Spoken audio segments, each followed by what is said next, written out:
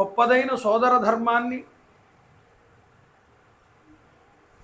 అలాగే ఒక ప్రభువు, రాజ్యాన్ని పరిపాలించే ప్రభువు యొక్క ధర్మాన్ని, ధర్మాత్ముడైనటువంటి వాడిని భగవంతుడు ఏ విధంగా ఆదుకుంటాడన్న విషయాన్ని చక్కగా కిష్కింధకాండ మనకి చూపిస్తూ ఉంటుంది. నిన్నటి రోజు భగవంతుడిని ఆశ్రయించినటువంటి సుగ్రీవుడి యొక్క పరిస్థితిని గురించి వివరించారు. భగవంతుడి యొక్క సన్నిధికి చేరినప్పుడు వైషమ్య స్థితి ఉండకూడదండి. మన కోరికలు వాటి యందు లోపాలు కనుక వస్తే వాటి ఫలితాలు కూడా అలాగే ఉంటాయని నిన్న ఒక ఉదాహరణతో మీ అందరికీ చెప్పడం జరిగింది. అయితే ఈ రోజు నుంచి కిష్కింధకాండ 2వ రోజుకు చేరుకున్నాం మనం. బండారు రామచంద్రరావు గారు వారి భార్య లలితా సావిత్రి గారి యొక్క జ్ఞాపకార్థంగా వారి కుమారులు అప్పారావు గారు, సీతారామం గారు కూడా ఈ కార్యక్రమాన్ని 2 రోజుల పాటు వాళ్ళ తల్లిదండ్రుల జ్ఞాపకార్థం ఇక్కడ ఏర్పాటు చేయడం జరిగింది. వచ్చారా వాళ్ళు? వాళ్ళు రాకపోయినా వాళ్ళ యొక్క తల్లిదండ్రుల పేరు మీదుగా ఇక్కడ జరిపిస్తున్నారు. నిజానికి చాలా భగవద్భక్తి కలిగినటువంటి వాళ్ళు. నిజానికి వాళ్ళు, నేను ఎప్పుడు రామాయణం చెప్పినా ప్రతిసారి ఇక్కడికి వస్తారు. వారి తల్లిదండ్రుల యందు ఉన్నటువంటి పితృభక్తిని ఈ రూపంలో వాళ్ళు ప్రకటిస్తున్నారు. రామాయణం మనకి నేర్పించింది కూడా అదేనండి. తల్లిదండ్రుల యందు భక్తి, సోదర ప్రేమ, సమాజంతో, కుటుంబంతో మనిషి యొక్క జీవన విధానం ఎలా ఉండాలి అన్నది రాముడు మనకి ఆచరించి చూపిస్తాడు. ఇప్పుడు మిత్రభావాన్ని చూపిస్తున్నాడు. తన మిత్రుడితో అగ్నిసాక్షిగా చేతిలో చెయ్యి వేసి స్నేహబంధాన్ని ఏర్పాటు చేసుకుంటే నా దుఃఖంలో నీ దుఃఖంలో నా దుఃఖం, నా సుఖంలో నీ సుఖం అని ఇద్దరు ఒకరినొకరు ఇచ్చి పుచ్చుకున్నారండి. ఆ మాటలు వెళ్ళాడు, దెబ్బలు తిన్నాడు వాలి చేతిలో సుగ్రీవుడు. ఏమయ్యా గుర్తుపట్టలేకపోయాను, మీ శరీర రూపాలు, లావణ్యములు, ఇద్దరి యొక్క శౌర్యములు అన్నీ ఒకేలా ఉన్నాయి. మనుష్య భాగంలో గుర్తుపట్టలేకపోయాడు అని అనుకున్నా, చూడండి నిజానికి వాలి మెడలో హారాన్ని ధరించి వస్తాడు, ఇంద్రుడిచ్చినటువంటి హారం. ఆ మాత్రం పోల్చుకోవచ్చుగా. కానీ భగవద్భక్తుల యందు దోషం అనేటటువంటిది, వారిని చులకనగా చూడడం అనేటటువంటి ఒక చర్య సుగ్రీవుడు ఎందుకు ద్యోతకమయ్యింది. దాన్ని సరిచేశారు పరమాత్మ. అందువల్ల భగవంతుడి మీద నమ్మకం, భగవద్భక్తుల యందు గౌరవం పరిపూర్ణంగా మనస్ఫూర్తిగా ఉండాలి. ఇక 2వసారి పదవయ్యా తీసుకువెళ్తున్నానన్నారు. వెళ్తూ ఉండగా కిష్కింధకి మధ్యలో ఒక వనం కనిపించిందండి. ఈ వనం ఎవ్వరూ జనసంచారం లేకుండా నిర్జనంగా చక్కటి వృక్షముల చేత, జంతువుల చేత అలరారుతూ కనిపించింది. రామచంద్ర ప్రభు ఆ యొక్క వనాన్ని, ఆ యొక్క ఆశ్రమాన్ని చూశారు. ఏమయ్యా ఏమిటి ఆశ్రమము అని అడిగారు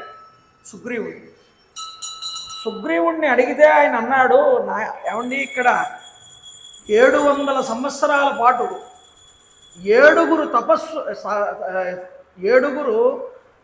మహర్షులు ఇక్కడ తపస్సు చేశారు. వాళ్ళని సప్తజనులు అని పిలుస్తారు. ఈ సప్తజనులు అనేటటువంటి మహర్షులు ఇక్కడ తపస్సు చేసి వారి తపశ్శక్తిని అంతటినీ ఇక్కడ నిక్షేపించారండి. ఇది ఎవ్వరూ కూడా ఈ యొక్క ఆశ్రమంలోనికి ప్రవేశించరాని విధంగా వాళ్ళు వారి తేజస్సుని ఇక్కడ నిక్షేపించారు.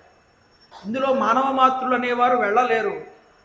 ఆ ఆశ్రమాన్ని చూసి నమస్కారం చేసినంత మాత్రం చేత మనకు శుభం కలుగుతుంది. రామ, నువ్వు ఈ ఆశ్రమానికి నమస్కారం చేయి, నీకు సీతావియోగం అనేటటువంటి దుఃఖం నుండి నువ్వు అతి త్వరలోనే బయటపడతావు అని సుగ్రీవుడు చెప్పగానే రామచంద్ర ప్రభు ఆ సప్తజనాశ్రమానికి నమస్కారం చేశారటండి. సప్తజనాశ్రమానికి నమస్కారం చేసి తాను బయలుదేరి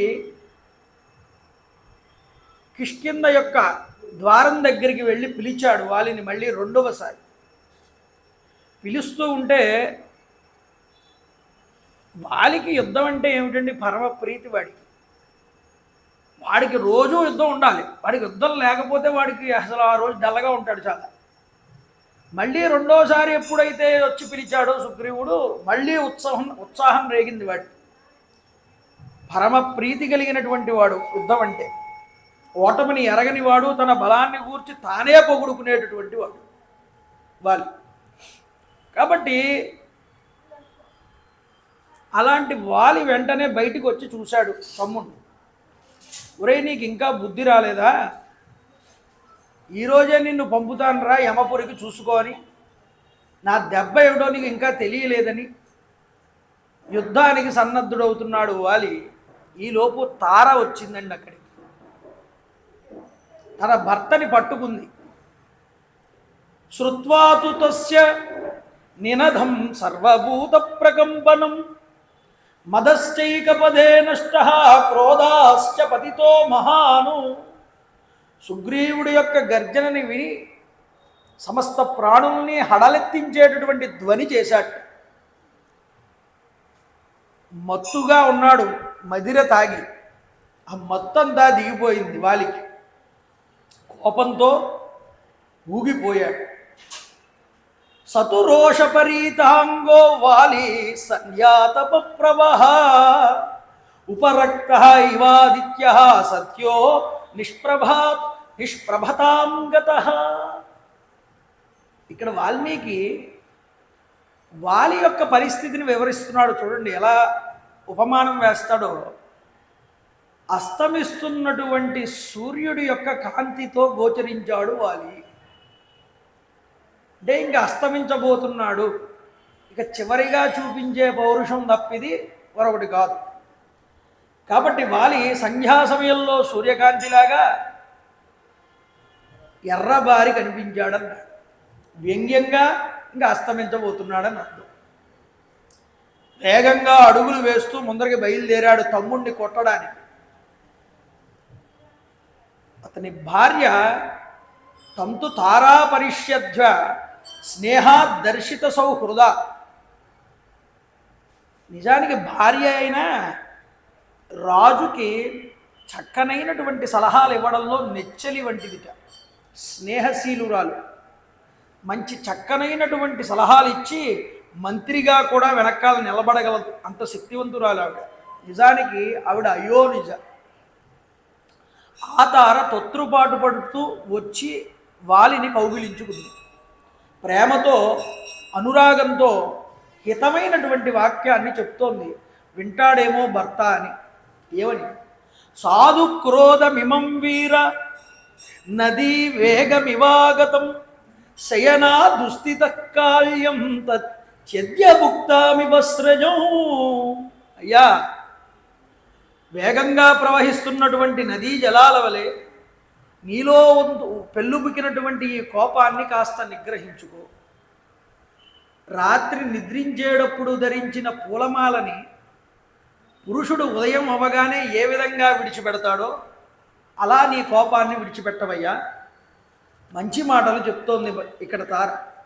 కాళ్యమేతేన సంగ్రామం కరిష్యసి చ వానర వీరతే శత్రుబాహుళ్యం ఫల్గుతా వాన విద్యతే. ప్రభో, యుద్ధంలో నిన్ను మించినవాడు మరొకడు ఉండడు. అంతటి శక్తిశాలి. నువ్వెవరినీ కూడా తీసిపోనటువంటి వాడివి. సుగ్రీవుడితో ఈరోజు కాదు, రేపు ఉదయం కావాలంటే యుద్ధం చేద్ది, కానీ ఈరోజు మాత్రం నువ్వు యుద్ధానికి వెళ్ళడానికి వీలు లేదని భార్య. ఎందుకు? నువ్వు ఇప్పటికిప్పుడు యుద్ధానికి వెళ్ళడం మంచిది కాదు. నిన్ను ఆపుటకు గల కారణం ఏమిటో చెప్తాను వినమన్నది భర్తకి. పూర్వమాపతిత క్రోధాతు సత్వాం ఆహ్వాయతే యుధి నిష్పత్య చ నిరస్తస్తే హన్యమానో దిశోగతః. ఇంతకు ముందే వచ్చాడు సుగ్రీవుడు, నీ చేతిలో చావు దెబ్బలన్నీ తిన్నాడు. ఇంకా వెళ్ళి కొంతసేపైనా కాలేదు, మళ్ళీ యుద్ధానికి వచ్చి నిన్ను పిలుస్తున్నాడు. ఇలా పిలవడంలో ఏదో ఆంతర్యం ఉన్నదయ్యా, అది నువ్వు గ్రహించు. వెంటనే చావు దెబ్బలు తిని వెళ్ళినవాడు మళ్ళీ యుద్ధానికి వస్తున్నాడు అంటే వాడు ఏదో అండ చూసుకుని కానీ రావట్లేదు నీ మీద యుద్ధానికి. ఇది గ్రహించు నువ్వు రాజుగా అని చెప్తోంది. త్వయా తస్య నిరస్తస్య పీడతస్య విశేషతః ఇహ ఇత్య పునరాహ్వానం శంకాం జనయతీవ మే. నువ్వు ఇందాక చావగొడితే మతంగవనానికి పారిపోయిన వాడు ఇప్పుడు మళ్ళీ బాహాటంగా భీకరంగా అరుస్తున్నాడు బయట నిలబడి. చూడు, దర్పశ్చ వ్యవసాయశ్చ యాదృశస్తస్య నర్దతః నిషాదశ్చాపి సంరంభో నైతదల్పం హి కారణం. ఆ గర్జన చేస్తున్నటువంటి సుగ్రీవుడి యొక్క దర్పాన్ని ఒక్కసారి గమనించు. ఏదో గట్టి బలం ఉన్నది వెనక్కాల. ఆ దర్పం చూడు, అతని ప్రయత్నాన్ని చూడు, అతడి నాదమునందు వచ్చినటువంటి గాంభీర్యతని చూడు. ఆ గంభీర ధ్వని ఎందుకు వస్తుంది అంటే ఏదో పెద్ద బలాన్ని చూసుకున్నాడు, గట్టి ప్రయత్నంతో వచ్చాడు. దీన్ని నువ్వు సామాన్యంగా భావించద్దు వాలి. చూడండి, పరేంగిత జ్ఞాన బుద్ధి కలిగినటువంటిదండి తార. ముందుగా రాబోయే ప్రమాదాన్ని అంచనా వేసి ప్రభువుని హెచ్చరించి తానని జాగ్రత్తని కలిగించేటటువంటి లక్షణం కలిగినటువంటి సులభ పురుషారాజన్ సతతం ప్రియవాదిన అప్రయిష్యతు పత్యస్య వక్త శ్రోతా చ దుర్లభ. మంచి చెప్పేవాడు దొరకడం కష్టం. ఒకవేళ అలా చెప్పేవాడు దొరికినా వినేవాడు ఉండడం కూడా చాలా కష్టం. ఇప్పుడు మారీచుడు చెప్పాడు మంచి రావణాసురుడికి, వాడు వినలేదు. ఇప్పుడు తార వాలికి చెప్తున్నది, వీడు వినట్లేదు. అతడి తీవ్రత చూడు. ఇది సామాన్య విషయంగా తీసేయకు, చులకనగా చూడకు నీ తమ్ముడిని. నీ తమ్ముడేం సాధారణమైన వాడు కాదు. ఒంటరిగా ఏమీ ఎక్కడికి రాలేదు. ఎవరి అండా లేకుండా అతడు ఒంటరిగా ఎప్పుడూ కూడా రాడు. సుగ్రీవుడి గురించి నీకన్నా నాకు బాగా తెలుసంది తార. అంతేకాదండి, ప్రకృత్యా నిపుణైశ్చైవ బుద్ధిమాంశ్చైవ వానరః నా అపరీక్షిత వీర్యేణ సుగ్రీవ సఖ్యమేష్యతి. గూఢాచారుల వల్ల కొన్ని విషయాలు తెలుసుకుని ఉన్నాడు ఇప్పటికే అంగదుడు. అంగదుడి ద్వారా తెలుసుకున్న విషయం ఏమిటి అంటే సుగ్రీవుడు ఒక స్నేహాన్ని పొంది ఉన్నాడు బలవంతులతో. హితాన్ని కోరి చెప్తున్నాను నేను, విను. విశ్వాసపాత్రులైనటువంటి గూఢాచారులు వచ్చి చెప్పారు ఈ విషయాన్ని. అయోధ్యాధిపతే పుత్రౌ శూరౌ సమరదుర్జయౌ ఇక్ష్వాకూణాం కులే జాతౌ ప్రదితౌ రామలక్ష్మణౌ. ఇక్ష్వాకు వంశ కుల ప్రభృతులైనటువంటి దశరథ మహారాజు కుమారులైనటువంటి మహావీర విక్రమ స్థైర్య ధర్మాలు చూపించగలిగినటువంటి, యుద్ధమునందు శత్రువుల్ని దునుమార్చగలిగినటువంటి, ఆజాను లంబ పీవర బాహుదండంబులతో విలసిల్లేటటువంటి రామలక్ష్మణులతో నీ తమ్ముడైనటువంటి సుగ్రీవుడికి మైత్రీ బంధం ఏర్పడిందయ్యా. ఓ వాలి, ఇది గూఢాచారులు తీసుకువచ్చి మాకు చెప్పినటువంటి విషయం. శ్రీరాముడు నీ తమ్ముడికి అండగా ఉన్నాడంట. అతడు యుద్ధభూమి యందు తిరుగులేనటువంటి పరాక్రమశాలి. ప్రళయకాలమునందు అగ్ని కాల మీలికిల చేత కూడుకున్నటువంటి ప్రళయాగ్ని వలె శత్రు సంహారం చేస్తాడయ్యా. అతడు మామూలు వాడు కాదు రాముడు అంటే. నివాస వృక్ష సాధూనాం ఆపన్నానాం పరాగతి. చక్కనైన ఉపమానం వేస్తుంది తార. తన యొక్క వాగ్ధాటిని ఎంతో లావణ్యంగా సౌకుమార్యంగా భర్తకు వినిపిస్తుందండి. ఆర్తానాం సంశ్రయశ్చైవ యశశ్చైక భాజనం. రాముడు ఒక మహావృక్షం వంటి వాడు అని పోల్చి, ఈ మహావృక్షం ఏం చేస్తుందిట? అడవిలో బాటసారులు ప్రయాణం చేస్తూ ఎండకి అలసిపోయి ఆకలి దప్పికలతో ఏదో ఒక మహావృక్షపు నీడకి చేరుకుంటారు. అలా చేరుకున్నప్పుడు మొట్టమొదట చెట్టు చేసే పని ఏమిటో తెలుసా? ముందు అతన్ని ఎండ అనే తీవ్రత అనే బాధ నుండి తప్పిస్తుంది, అతనికి చల్లదనాన్ని ఇస్తుంది. తరువాత అతడికి ఆకలి తీరుస్తుంది ఫలముల చేత. ఆకలి తీర్చినట్లుగానే తాపాన్ని పోగొట్టి ఫలపుష్పాదుల చేత అందరినీ కూడా పరమ సంతోషం చేకూర్చినట్లుగానే రాముడనేటటువంటి ఒక మహావృక్షము ఆయన్ని ఆశ్రయించినటువంటి వారికి మొట్టమొదట అభయం అనేటటువంటి దాన్ని ఇచ్చి తాపాన్ని పోగొడతాడు రాముడు. ఆ తర్వాత ఏం చేస్తాడో తెలుసా? శత్రు సంహారం చేసి శరణు వేడిన వాడి శత్రువు అనేవాడు లేకుండా చేస్తాడయ్యా. అలాంటి వాడు రాముడు అంటే. అలాంటి రాముణ్ణి ఈరోజు నీ తమ్ముడు సుగ్రీవుడు వెళ్ళి శరణు వేడాడని విషయం తెలిసింది. జాగ్రత్త సుమ, తాపముల్ని తొలగించి అన్ని విధాలుగా తోడుగా నీడగా ఉండి పరమానంద భరితాన్ని చేకూరుస్తాడు తనని శరణు వేడిన వాళ్ళకి రాముడు. చూడండి, పరేంగిత జ్ఞానం అంటే కేవలం రాబోయే కష్టాలని గుర్తించడమే కాదండి. పరేంగిత బుద్ధి అంటే ఎదుటివాడిలో ఉన్నటువంటి సగుణాలని, అందులో ఉన్న పరమాత్మ చైతన్యాన్ని గుర్తించగలగడం. అది కూడా ఈవిడికి ఉన్నది. చెప్తోంది, జ్ఞాన విజ్ఞాన సంపన్నో నిదేశ నిరత పితు ధాతూనామివ శైలేంద్రో గుణానాం ఆకరో మహాను. రాముడంటే ఏదో సామాన్యమైన వాడు కింద నువ్వు తీసి పాడేకు వాలి. రాముడు జ్ఞానస్వరూపుడు. జ్ఞాన విజ్ఞాన సంపన్న. విజ్ఞాన సంపన్నుడు అంటే అర్థం ఏమిటంటే వేదాల గురించి పూర్తిగా తెలిసినటువంటి వాడు, సకల శాస్త్ర విజ్ఞానాలయందు కుదురైనటువంటి వాడు రాముడు. అంతేకాదు తండ్రి ఆజ్ఞయందు పాలించటలో అతడు నిరతుడు. ఆయన తండ్రి పాట వాక్య పరిపాలన చేసినటువంటి వాడు. అంతేకాదు రాముడు గైరికాది ధాతువులు, లోహాలు అన్నీ కూడా ఏ పర్వతాలని ఆశ్రయించి ఉంటాయో అలాంటి లక్షణ శుభలక్షణాలకన్నిటికీ ఆశ్రయభూతుడు రామచంద్ర ప్రభు. అంటే పర్వతం వంటి వాడు. చెప్తున్నది, రణరంగంలో శత్రువులు ఆయన్ని జయింపలేరు.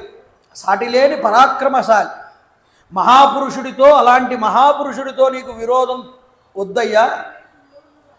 ఈ చిన్న పనిని నువ్వు ఆలకించి నా మాటని నన్ను మన్నించి, ఈసారి నేనేదో నీకేదో చెప్తున్నానని ఉద్దేశ్యం కాదు, నువ్వేదో ఇది వినడం వల్ల నువ్వు చిన్నపుచ్చుకుని తక్కువైనట్టు కాదు.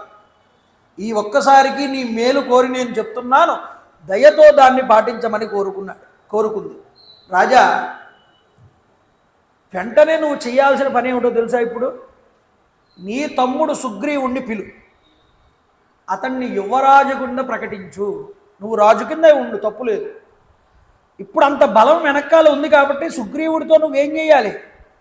సామంగా వెళ్ళాలి. ఆ సామం కానీ దానం కానీ ప్రయోగించి అతన్ని నీ వశం చేసుకోవయ్యా. అప్పుడు నీకు బలం పెరుగుతుంది. అన్ని రోజులు ఒకలా ఉండవు వాలి అని చెప్పింది. కాబట్టి ఇప్పుడు నువ్వు తక్షణంగా అసలు నువ్వు చేసుకోవాల్సిన విషయం ఏమిటి అంటే, ఎదుటివాడి శత్రువు యొక్క బలం పెరిగినప్పుడు అతనితో యుద్ధానికి దిక్కుండా అతనితో సామరస్యంగా సంధికి రా. యువరాజు పట్టాభిషేకం చేయి ఆ యొక్క సుగ్రీవుడికి. అలా కనుక చేశావు అనుకో, బలవంతుడైనటువంటి రామచంద్ర ప్రభు సహాయం కలిగినటువంటి నీ సోదరుడితో నీకు యుద్ధం అనేటటువంటిది ఉండదు. పూర్తిగా వైరభావాన్ని విడిచిపెట్టు. రామచంద్ర ప్రభువుతో నువ్వు కూడా చెలిమి చేయి, సుగ్రీవుడికి ప్రీతిని చేకూర్చు. ఇలా చేయడం నీకు క్షేమంకరము అని చెప్పింది. ఎంత చక్కనైనటువంటి విషయాన్ని విశదీకరించిందో చూసారా? నీ సోదరుడైన సుగ్రీవుడు నీకంటే చిన్నవాడు, దగ్గరికి తీయదగినటువంటి వాడు. ఎవరు ఇంతకీ అతను? బయట వ్యక్తి ఏం కాదుగా, నీ శత్రువు అంటున్నావు. బయట వ్యక్తి ఒక ఒక ఒక తల్లి కడుపున పుట్టిన వాళ్లే కదయ్యా మీరు. సోదరులు ఇద్దరు కూడా నీ సోదరుడేగా, నీ తమ్ముడేగా. నువ్వు పిలిచి 2 కేకలు వేసి పక్కన రారా, ఇంకెప్పుడు ఇలాంటి పనులు చేయకు, కూర్చో, నిన్ను యువరాజు కింద చేస్తానంటే వినడా నీ తమ్ముడు? ఆలోచించు. అతడు దూరంగా ఉన్న, పక్కనే ఉన్న, అన్ని విధాలుగా కూడా నీకు అయినటువంటి వాడే. వాస్తవంగా అతడు నీకు ఆత్మీయుడయ్యా. ఈ లోకంలో అలాంటి వాడు నాకు మరొకడు కనపడడు. సోదరుడు కన్నా బయటవాడు ఎంత గొప్పవాడైనా సోదరుడి కన్నా మించినవాడు కాదుగా. నీకు అన్ని రకాలుగా అయినవాడు, అతనికన్నా గొప్పవాడు మరొకడు నాకు కనిపించట్లేదు. ఇప్పుడు మీరిద్దరూ కలిసి ఉంటే ఈ లోకాన్ని మీరు ఏలచ్చయ్యా. అంతటి బలాఢ్యులు మీరిద్దరూ. మీరు విడిపోవడం వల్ల, మీలో మీకే గొడవలు రావడం వల్ల ఈరోజు నీ యొక్క చావును నువ్వు కొని తెచ్చుకుంటున్నావు. నీ తమ్ముడు నీకు శత్రువయ్యాడు, బయట వ్యక్తి కాదు. అందువల్ల ఏమవుతుంది, ఈరోజు మీ తమ్ముడి యొక్క బలం పెరిగింది. అవతలవే పూర్తిగా వైరాన్ని విడిచిపెట్టవయ్యా. నీకు కుడి భుజం లాంటి వాడు కదా సుగ్రీవుడు.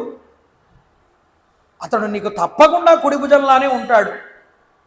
వినయ విధేయతల్ని ప్రదర్శిస్తాడు. నువ్వు పిలిచి యవ్వరాజ్యం కనుక ఇస్తే అతనికి రాజతంత్రం చెప్పిందండి తార. కష్టం వచ్చింది కాబట్టి ఇప్పుడు కొన్నింటిలో వెనకడుగు వేస్తున్నంత మాత్రాన్ని నీ పరువేం పోదు.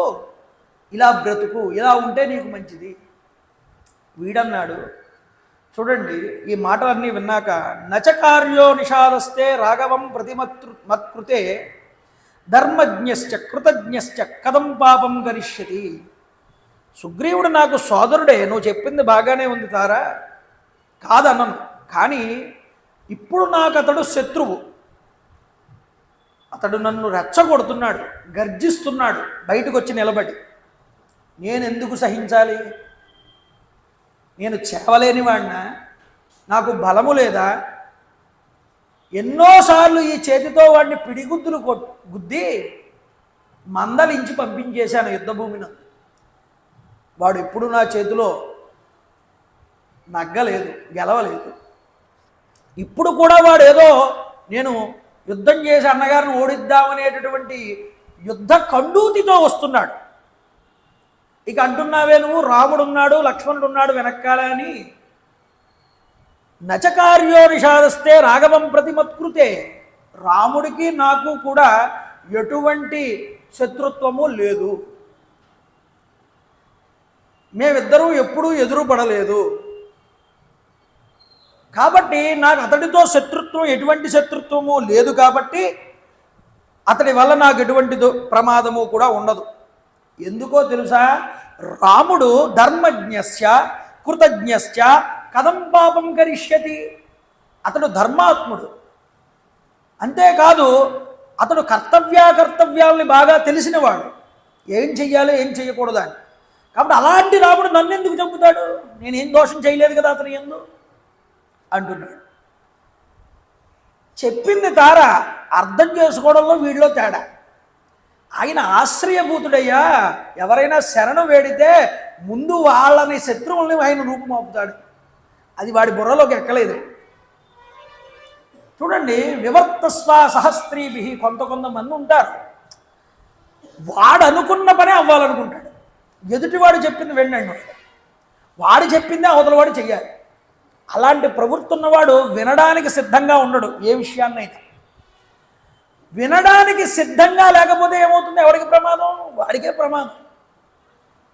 ముందు ఏదైనా నిర్ణయం తీసుకునేటప్పుడైనా, ఏ పని చేసినప్పుడైనా అవతల వాడు చెప్పింది ముందు వినడం, పూర్తిగా వినడం రావాలి. వినకుండా నువ్వు నీ నిర్ణయాన్ని ప్రయోగించకూడదు అవతల వాడి మీద. అది ఏ స్థానంలో ఉన్నవాడైనా.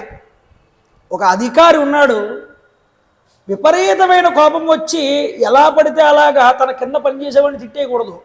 ఏదైనా ఒక తప్పు జరిగింది అంటే అవతల ముందు అసలు ఆ పని చేసిన వాడిని ఏం జరిగిందో ముందు అడగాలి. అప్పుడు నీ శీలత బయటపడుతుంది. నువ్వు అవేమీ వినకుండా నీ ఇష్టం వచ్చినట్టు తిట్టేస్తే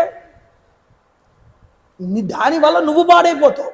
నిన్ను తిట్టుకుంటారు వాళ్ళందరూ. రేపన్న రోజున నువ్వు ఎంతలా వాళ్ళని పోషించినా వాళ్ళు నిన్ను తిట్టుకుంటూనే ఉంటారు. ఆఖరికి నింత ఉపయోగపడినటువంటి నువ్వు కూడా వాళ్ళకి అక్కరకు రావు. అందువల్ల ఏమిటంటే అండి, ముందు చెప్పేది వినాలి ఎవరైనా. ఆ వినడం వాలికి రాలేదు, రావణాసురుడికి రాలేదు. తార ఇలా చెప్తే అంటున్నాడు, తార నాపై నీకున్నటువంటి ప్రేమానురాగాల్ని భక్తిని నువ్వు చూపించావు. నువ్వు మాట్లాడాల్సింది నువ్వు మాట్లాడు, మంచిది. మిగతా స్త్రీలతో కూడి నువ్వు వెనక్కి వెళ్ళు, నేను యుద్ధానికి వెళ్తాను. ఈ తొత్తరపాటు పడడం, కంగారు పడడం అనే మాటల్ని, చేష్టితాలని విడిచిపెట్టమన్నాడు. నేను యుద్ధానికి వెళ్ళి సుగ్రీవుడితో పోరాడి అతడి గర్వాన్ని అణుస్తాను, అతడి యుద్ధ తీటని తీరుస్తాను. కానీ నీకు మాటిస్తున్నాను, వాడిని చంపను. వాడిని 4 పిడిగుద్దులు గుద్ది వాడికి యుద్ధకాంక్ష మీద ఆశ పోయేలా చేసి వాడిని తరిమి కొట్టి అప్పుడు మళ్ళీ నేను లోపలికి వస్తానన్నాడు. చూసారా అండి, యుద్ధానికి వెళ్తాడు కానీ తమ్ముడిని చంపనని చెప్తున్నాడు. వీడికి కావాల్సింది ఏమిటి? యుద్ధమునందు కాంక్ష, యుద్ధంలో వాడు గెలవడం. బయటవాడైతే చంపేద్దుడే, కానీ సోదరుడు కాబట్టి చంపనని చెప్పాడు. నా శక్తిని కానీ యుద్ధ కౌశలాన్ని కానీ తమ్ముడైనటువంటి సుగ్రీవుడు తట్టుకోలేడు. తారా, నా మీద అనురాగంతో నువ్వు చెప్పాల్సినవి చెప్పావు కాబట్టి, నీ బుద్ధికి పదును పెట్టి సహాయపడ్డావు కాబట్టి, నా ప్రాణాల మీద ఒట్టు పెట్టి చెప్తున్నాను, ఇక వీళ్ళందరితో కలిసి నువ్వు లోపలికి వెళ్ళి నేను యుద్ధానికి వెళ్తానన్నాడు. ఇందులో వ్యంగ్యార్థం చెప్పమంటారా? ఆ రాముడి చేతిలోనే నేను చావడానికి వెళ్తున్నాను అన్నట్లుగా చెప్పాడు. అదే చెప్తాడు ముందర రాముడితో తర్వాత. చూడండి, తంతు తారాపరిష్యద్య వాలినం ప్రియవాధిని చకార రుదితీమందం దక్షిణాసా ప్రదక్షిణం. అప్పుడు తార భర్తని కౌగులించుకుని ఒక్కసారి నమస్కారం చేసి ఆయనకి ప్రదక్షిణ చేసి చెప్తోంది, స్వపర అనే భేదాలు లేకుండా నీకు హితాన్ని చేకూర్చానయ్యా. దుఃఖించింది, బాధపడింది, ప్రదక్షిణ చేసింది, మంత్రపూర్వకంగా స్వస్తి వచనాలన్నీ కూడా పలికింది. పట్టరాని దుఃఖంతో మిగతా వాళ్ళని తీసుకుని లోపలికి వెళ్ళిపోయింది. నేను చెప్తే నా ప్రభువు వినట్లేదనే బాధతో. నగరం నుండి వచ్చాడు బయటికి. మహాపరాక్రమశాలి వాలి, బంగారపు వన్నె కలిగినటువంటి సుగ్రీవుణ్ణి చూశాడు దూరం నుంచే కూడా. ఒక గుడ్డ తీసుకుని నడానికి గడ్డిగా కట్టుకున్నట్టండి. ఇంద్రుడి చేత ఇవ్వబడినటువంటి వజ్రాల బంగారపు మాలని, కమలముల మాలని వేసుకున్నాడు మెడలో. అది వేసుకుని యుద్ధం చేస్తే ఎదుటివాడిలో సగం బలం ఈయనకు వస్తుందిట. ఈయన తేజస్సు తరగదు. తం వాలి క్రోధతామ్రాక్ష సుగ్రీవాం రణపండితం. కళ్ళు ఎరుపెక్కై వాలివి సుగ్రీవుడి మీదకి యుద్ధానికి వచ్చాడు. చెప్తున్నాడు తమ్ముడితో, ఏష ముష్టిర్మయాబద్ధో గాఢ సన్నిహితాంగుళి మయావేగ విముక్తేస్తే ప్రాణనాదాయ యాశ్చతి. ఒరే సుగ్రీవా, ఇదిగో ఇలా చూడు, నా వేళ్ళన్నింటినీ కూడా బిగించి ముడిచి ఈరోజు బిగించి ఉంచాను. ఈ యొక్క ముష్టిఘాతం అనేటటువంటిది ఉందే, ఈ దెబ్బ, ఒక్క దెబ్బ నిన్ను కొట్టగానే నీ ప్రాణాలు గాలిలో కలిసిపోతాయన్నాడు. అలా బెదిరించాడు. బెదిరించి ఇదిగో కాచుకోమన్నాడు. నా పిడికిలతో నీ తల మీద మోదుతానన్నాడు. నీ ప్రాణాలు హరించి వేస్తానన్నాడు. సుగ్రీవుడు కూడా చూశాడండి అవతల వైపు నుంచి. అంటున్నాడు, అన్నయ్య నువ్వే కాదు నేను కూడా నిన్ను దెబ్బతీయడానికే వచ్చాను ఇక్కడికి అన్నాడు. పరిగెత్తుకుంటూ వచ్చి వక్షస్థలం మీద ఒక్క గుద్దు గుద్దట. ఎవరు? సుగ్రీవుడు. వాలి అంతటి వాడికి కళ్ళు బైర్లు గమ్మేటండి, అంతలా కొట్టాడు సుగ్రీవుడు. పోనీలే తమ్ముడు కదా అనే ఉద్దేశంతో ముందుగా ప్రలాపాన్ని చూపించలేదు. ఒక మద్ది చెట్టుని పెగిలించాటండి తీసుకొచ్చి. మహాపర్వతాన్ని వజ్రాయుధంతో కొడితే ఎలా ఉంటుందో అలా కొట్టాట అన్నగారు. వాలి చలించిపోయాడు. ఇక ఇద్దరూ కూడా ఒకరినొకరు శత్రుభావంతో కొట్టుకోవడం మొదలుపెట్టారు. విపరీతమైన యుద్ధం చేస్తున్నాడు. పిడిగుద్దులన్నీ గుద్దుతున్నాడు వాలి సుగ్రీవుడిని. పైకి కిందకి కూడా ఎగిరెగిరి కొడుతున్నట్ట. ఆయన రక్తం నోటి నుంచి ఏర్లు కింద కారుతోందన్నాడు. ఒక ఒక పర్వతం నుంచి ఒక సెలయేరు ఎలా కారుతుందో సుగ్రీవుడి నోటి నుంచి రక్తం ఎలా కారుతుందో బయటికి అలా కొడుతున్నాడు వాళ్ళు. ఇంక ఇంతలా దెబ్బతీస్తావా అనే క్రోధంతోనూ గట్టిగా కొడితే ఎక్కడ చచ్చిపోతాడు అనేటటువంటి జాలితోనూ కూడా కొడుతున్నట్ట. అయితే ఇలా కొడుతూ ఉండగా బలం తగ్గిపోతూ వస్తుంది సుగ్రీవుడికి. తగ్గిపోతూ ఉంటే చాలా గొప్పవాడండి వాలి. ఎదుటివాడి బలహీనతని గ్రహిస్తాడు, బలహీనత మీద దెబ్బ వేస్తాడు. కాబట్టి విజృంభిస్తున్నాడు బలపరాక్రమాలతో. సుగ్రీవుడు యుద్ధంలో మెత్తబడుతున్నాడు, కొద్ది కొద్దిగా అణిగిపోయింది దర్పం అంతా కూడా. అప్పుడు మోకాళ్లతోనూ పాదాలతోనూ బాహువులతోనూ పరస్పరం పదే పదే కొట్టుకుంటూ ఉండగా వృత్తాసురుడు ఇంద్రుడు ఎలా కొట్టుకుంటారో అలా ఆ విధంగా కొట్టుకుంటున్నారండి. రక్తసిక్తమైనటువంటి దేహాలతో పోరాడుతూ ఘోరమైనటువంటి గర్జనలు చేస్తున్నారు ఇద్దరు. హీయమానాం అదోపశ్యాం సుగ్రీవం వానరేశ్వరం వీక్షమాణాం దిశాశ్చైవ రాఘవ స ముహుర్ముహు. క్రమంగా శక్తి క్షీణిస్తున్నటువంటి సుగ్రీవుడు బిత్తర చూపులు చూస్తున్నట్టు అటు ఇటు. ఎందుకు చూడడం? అయ్యా నా శక్తి అయిపోయింది, మొత్తం దించేశాడు నా పవర్ అంతాను, ఇంకా నువ్వే చూసుకోవాలి స్వామి అని రాముడిని వెతుక్కుంటున్నట్టు అటు ఇటు చూస్తూ. ఇది రాములు వారు చూశారు. తతో రామో మహాతేజ ఆర్తాం దృష్ట్వా హరీశ్వరం శరంచ వీక్షతే వీరో వాలినో వదకారణాత్. బిత్తర చూపులు చూస్తున్న సుగ్రీవుడి కేసి రామచంద్ర ప్రభు చూశారు. ఓహో వీడు ఇంకా కొట్టలేనని సిగ్నల్ ఇచ్చాడు, ఇక మనం వాలిని సంహారం చెయ్యాలి అని తతో ధనుషీ సంధాయ శరం ఆసీ విశోపమం. ఒక్కసారి తన ధనస్సు కేసి చూశాట రామచంద్ర ప్రభు. తన శరాన్ని ఒకదాన్ని తీసుకున్నాడు, తీసుకుని ఆ ధనస్సుకి ఎక్కువ పెట్టాడు, ఆకర్ణాంతము లాగాడు, చెట్టు చాటుకు నిలబడ్డాడు. చూడండి యుద్ధం చేసుకుంటున్నారు ఇద్దరు అవతల వైపు.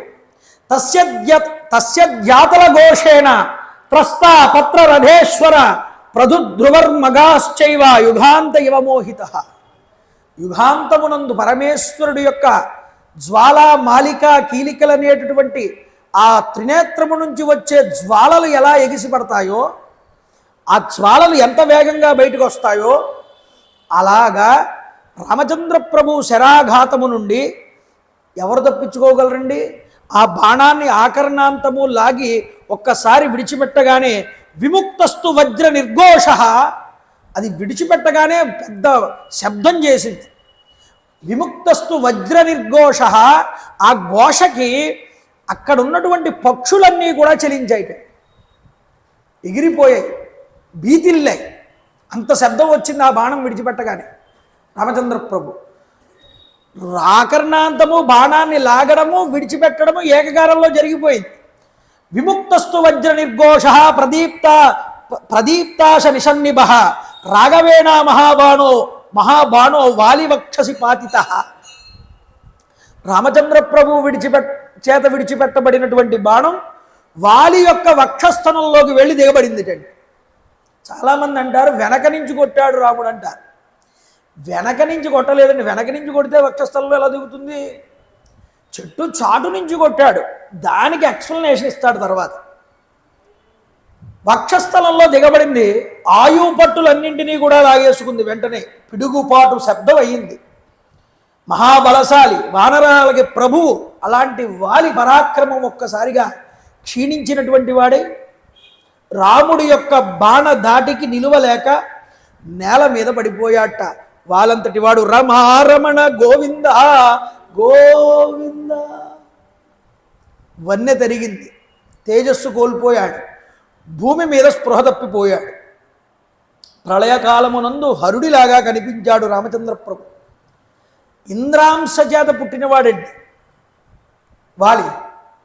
ఇంద్రాంశతో పుట్టిన వాలి శరీరం నుండి జలధారల వలె రక్తం బయటకు వస్తోంది ఈ యొక్క రామ బాణధాటికి.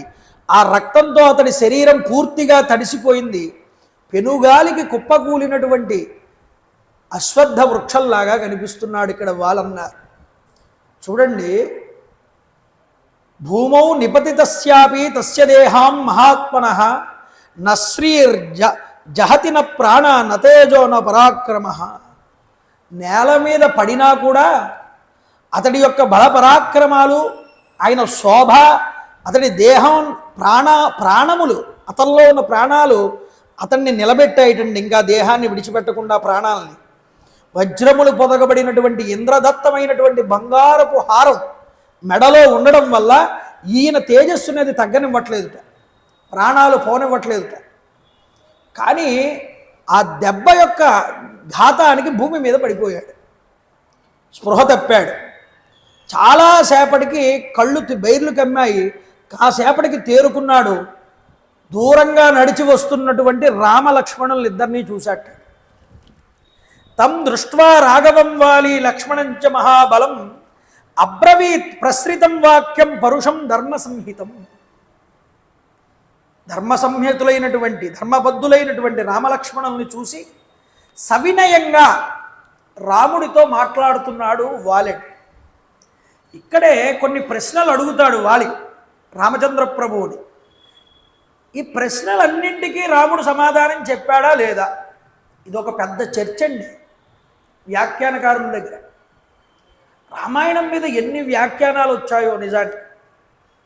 కొంతమంది అన్నారు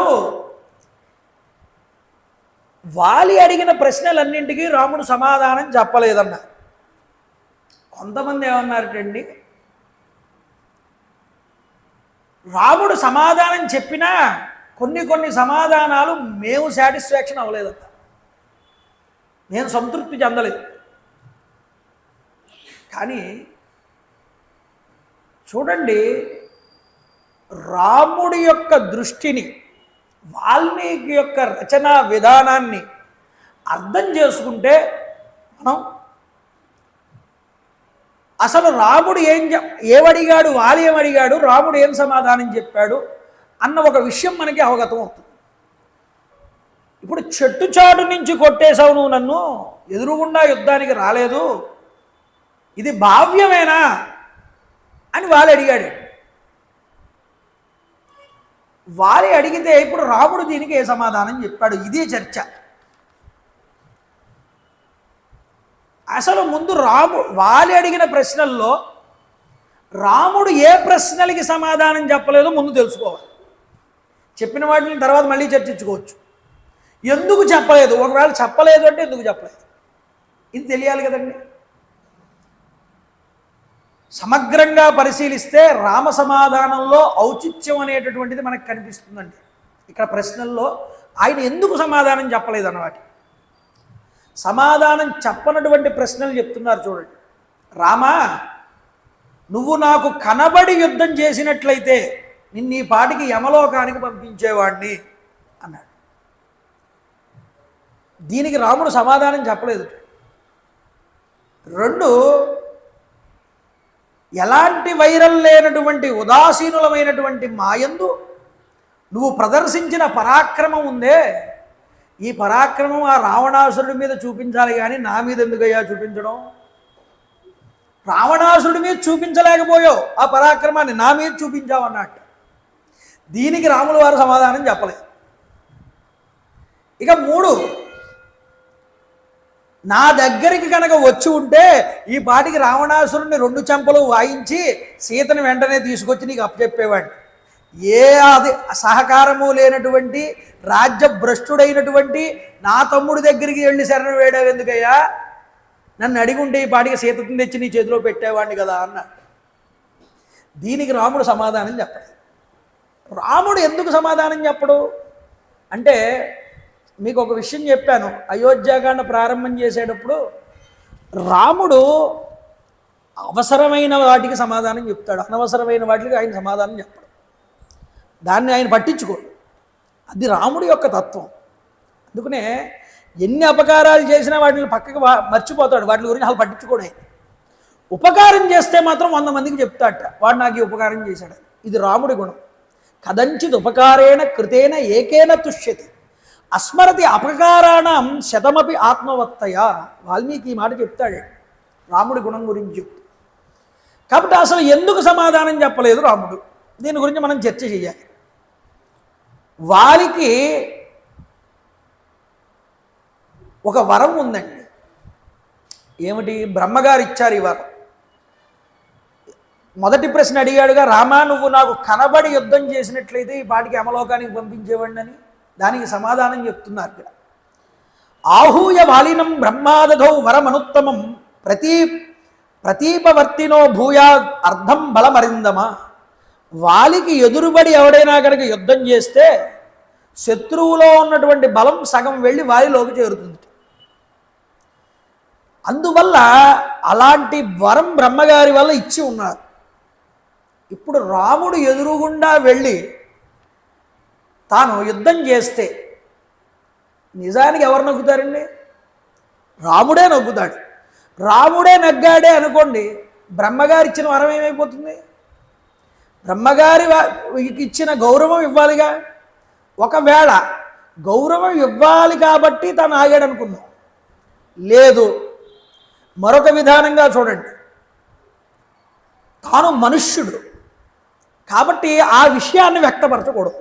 నీకు వరం ఉంది కదయ్యా బ్రహ్మగారి వల్ల, నేను ఎదురుగా వచ్చి యుద్ధం చేస్తే బ్రహ్మగారి గౌరవం పోతుందని ఈయన అనకూడదు. అందువల్ల దానికి ఆయన సమాధానం చెప్పలేదు. ఇంకో దానికి ఎలాంటి వైరం కూడా లేనటువంటి ఉదాసీనులం మేము, కందమూలాలు తింటాం, నేను నీతో ఎప్పుడు ఏ వైరం పెట్టుకోలేదు, నేను ఎప్పుడు నిన్ను చూడలేదు, నువ్వు నా రాజ్యానికి రాలేదు, నేను నీ రాజ్యానికి రాలేదు, కాబట్టి అలాంటిది నా మీద వచ్చి పడ్డావు ఎందుకు నువ్వు? నీకు ఎవడ అపకారం చేశాడో ఆ రావణాసుడి మీద పడచ్చు కదా, వెళ్ళి అతన్ని సంహారం చేయొచ్చు కదా. అంటే దీనికి ఎందుకు రాముల వారు సమాధానం చెప్పలేదంటే, వాలి వధ తర్వాత కదా రావణాసుడి గురించి తెలియడం. రావణాసుడు ఎక్కడున్నాడో తెలిస్తే వీళ్ళందరి దగ్గరికి రావడం ఎందుకు రాముడు? తాను మానుష్యమాత్రుడు కాబట్టి వాలి వధ కూడా ఎలా వచ్చింది? సుగ్రీవుడితో మైత్రి ఏర్పాటు చేసుకుంటే హనుమంతుల వారి ద్వారా సుగ్రీవుడు తన బాధ చెప్పుకుంటే రాముడు తన బాధని ధర్మంగా ఉందని స్నేహం చేసి అతని శత్రువుని నిర్మూలన చేశాడు. ఆ తర్వాత కదా సుగ్రీవుడు రావణాసురుడు ఎక్కడున్నాడో వెతికించింది. అప్పుడు కదా రావణాసురుడు ఎదురుపడింది. ఆ సమయం వచ్చేటప్పటికి రావణాసురుడు అతని చేతిలో నిహతుడు అవుతాడో అవడో రాముడికి తెలుసు. కాబట్టి ఈ ప్రశ్న అసలు అసంబద్ధం వీడు అడగడమే. ముందు వాలి వధ వచ్చింది కానీ రావణ వధ రాలేదుగా. రావణాసురుడిని చంపలేక వచ్చి నిన్ను చంపితే ఆ ప్రశ్న వెయ్యాలి నువ్వు. కాబట్టి ఇది అసంబద్ధం. కాబట్టి అసంబద్ధమైన ప్రశ్నకి ఆయన సమాధానం చెప్పాలి రాముడు.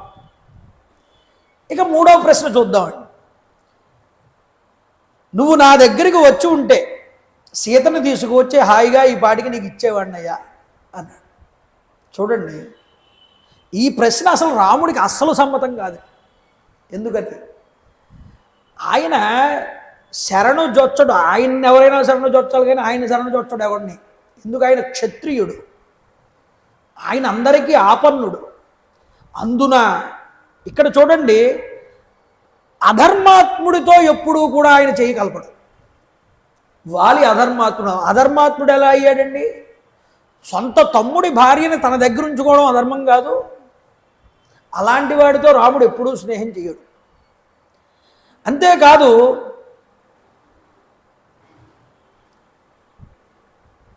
వాలి సహాయాన్ని కోరి కాదు. ఇక్కడ సుగ్రీవుడి దగ్గరికి వచ్చాడే, సుగ్రీవుడి దగ్గరికి ఎవరు పంపారు? కబంధుడు పంపాడు, వెళ్ళమని వచ్చాడు. ఇక్కడ సుగ్రీవుడి యొక్క బాధ విని అతన్ని కాపాడాలనే ఉద్దేశంతో శరణు వేడాడు కాబట్టి ఇక్కడ వాలిని సంహారం చేశాడు. లేకపోతే సుగ్రీవుడు యందు కూడా ఈ దోషం కనుక ఆయనకి కనిపిస్తే రాముడు సుగ్రీవుడితో కూడా మైత్రిని ఏర్పాటు చేసుకునేవాడు కాదు. కాబట్టి ఇక్కడ మనకేం కనిపిస్తున్నది అంటే, ఆ ప్రశ్న యందు నువ్వు అధర్మాత్ముడివి కాబట్టి నీతో నేను స్నేహం చేయడం కుదరదు కాబట్టి అయినా తన భార్యని తానే వెళ్ళి సంపాదించుకోవాలి. ఎవడో తీసుకొచ్చి కాపాడి తీసుకొచ్చి నాకు చెప్పడం ఏమిటి? ఎవడైతే నా దగ్గర నుండి అపహరించి తీసుకుపోయాడో నా భార్యని నాకు నేనుగా వెళ్ళి నేను రక్షించుకోవాలి శత్రువుని ఓడించి. అది రామచంద్ర ప్రభు యొక్క ప్రతిజ్ఞ. నువ్వు తెచ్చివ్వడానికి నువ్వెవడవి, నేను తీసుకోవడానికి నేనెవడినయా? కాబట్టి ఇది కూడా అసంబద్ధమైన మాటే. దీనికి నేను నీకు సమాధానం చెప్పక్కర్లేదు. అలాగా ఈ ప్రశ్నలకి రాముడు సమాధానం ఆ ఉద్దేశంతో చెప్పలేదు. రాముడి హృదయాన్ని పట్టుకోవాలి మీరు. ఇప్పుడు సమాధానాలు చెప్పాడు కొన్ని ప్రశ్నలకి. ఆ ప్రశ్నలు సమాధానాలు చూద్దాం. మొదటి ప్రశ్న వేస్తున్నాడు వాలి. ఏమయ్యా రామ, విషయేవా పురేవాతే యథాపాపం కరోమ్యహం నచత్వా మవజానేహం కస్మాత్వం హంస్య కిల్బిషం ఫలమూలాసనం నిత్యం వానరం వనగోచరం మామిహా యుధ్యంతం అన్యేన చ సమాగతం. ఏమయ్యా, నీ దేశంలో నేను నివసించట్లేదు, అలాగే నీ పట్టణంలో కానీ నీ దేశంలో కానీ ఎక్కడా కూడా నేను లేను, నేను ఏ పాపము చేయని వాడిని. అలాంటిది కందమూలాలు భుజిస్తూ ఉండేటటువంటి నన్ను ఎవరితోనో నేను కొట్టుకుంటూ ఉంటే మధ్యలో వచ్చి నువ్వు చంపడానికి నీకు అర్హత ఏముంది అని అడిగాడు. మొట్టమొదటి ప్రశ్న. సమాధానం చెప్తున్నారు రామచంద్ర ప్రభు. ఇక్ష్వాకూణామియం భూమి సశైల వనకానన మృగపక్షి మనుష్యానాం నిగ్రహ ప్రగ్రహాపవి తాం పాలయతి ధర్మాత్మ భరత సత్యవాన్ రుజు. ఈ భూమండలం అంతా కూడా ఇక్ష్వాకు ప్రభువుల యొక్క ఆధీనంలోనే ఉందయ్యా. ఈ ఇక్ష్వాకు వంశాన్ని ప్రస్తుతం భరతుడు పరిపాలిస్తున్నాడు. ఆ భరతుడు నన్ను ఈ యొక్క వనాలని ఈ యొక్క అరణ్యాలని చూసుకోమని ఈ బాధ్యత నాకు అప్పగించాడన్నాడు. నిజానికి భరతుడు అప్పగించాడా? భరతుడు అప్పగించలేదు. అన్నయ్య మొత్తం రాజ్యం నువ్వే తీసుకొని పాదాల మీద పడ్డాడు. మరి భరతుడు నాకు అప్పగించాడని చెప్పడం ఎందుకు రాముడు? తన తమ్ముడి గౌరవాన్ని పెంచాడు అక్కడ ఆ మాట చెప్పి. ఈ భరతుడు ఈయనే అన్నాడు భరతుడితో, అహమపి వన్యానాం రాజరాట్ వనే మృగాణం అన్నాడు. తమ్ముడా, నువ్వు రాజ్యాన్ని పరిపాలించుకో హాయిగా, ఈ వనాలన్నింటినీ నేను పరిపాలిస్తాను అని. కాబట్టి మా తమ్ముడు చెప్పినటువంటి మార్గంలో ఈ వనాలన్నింటినీ నేను పరిపాలన చేస్తున్నాను.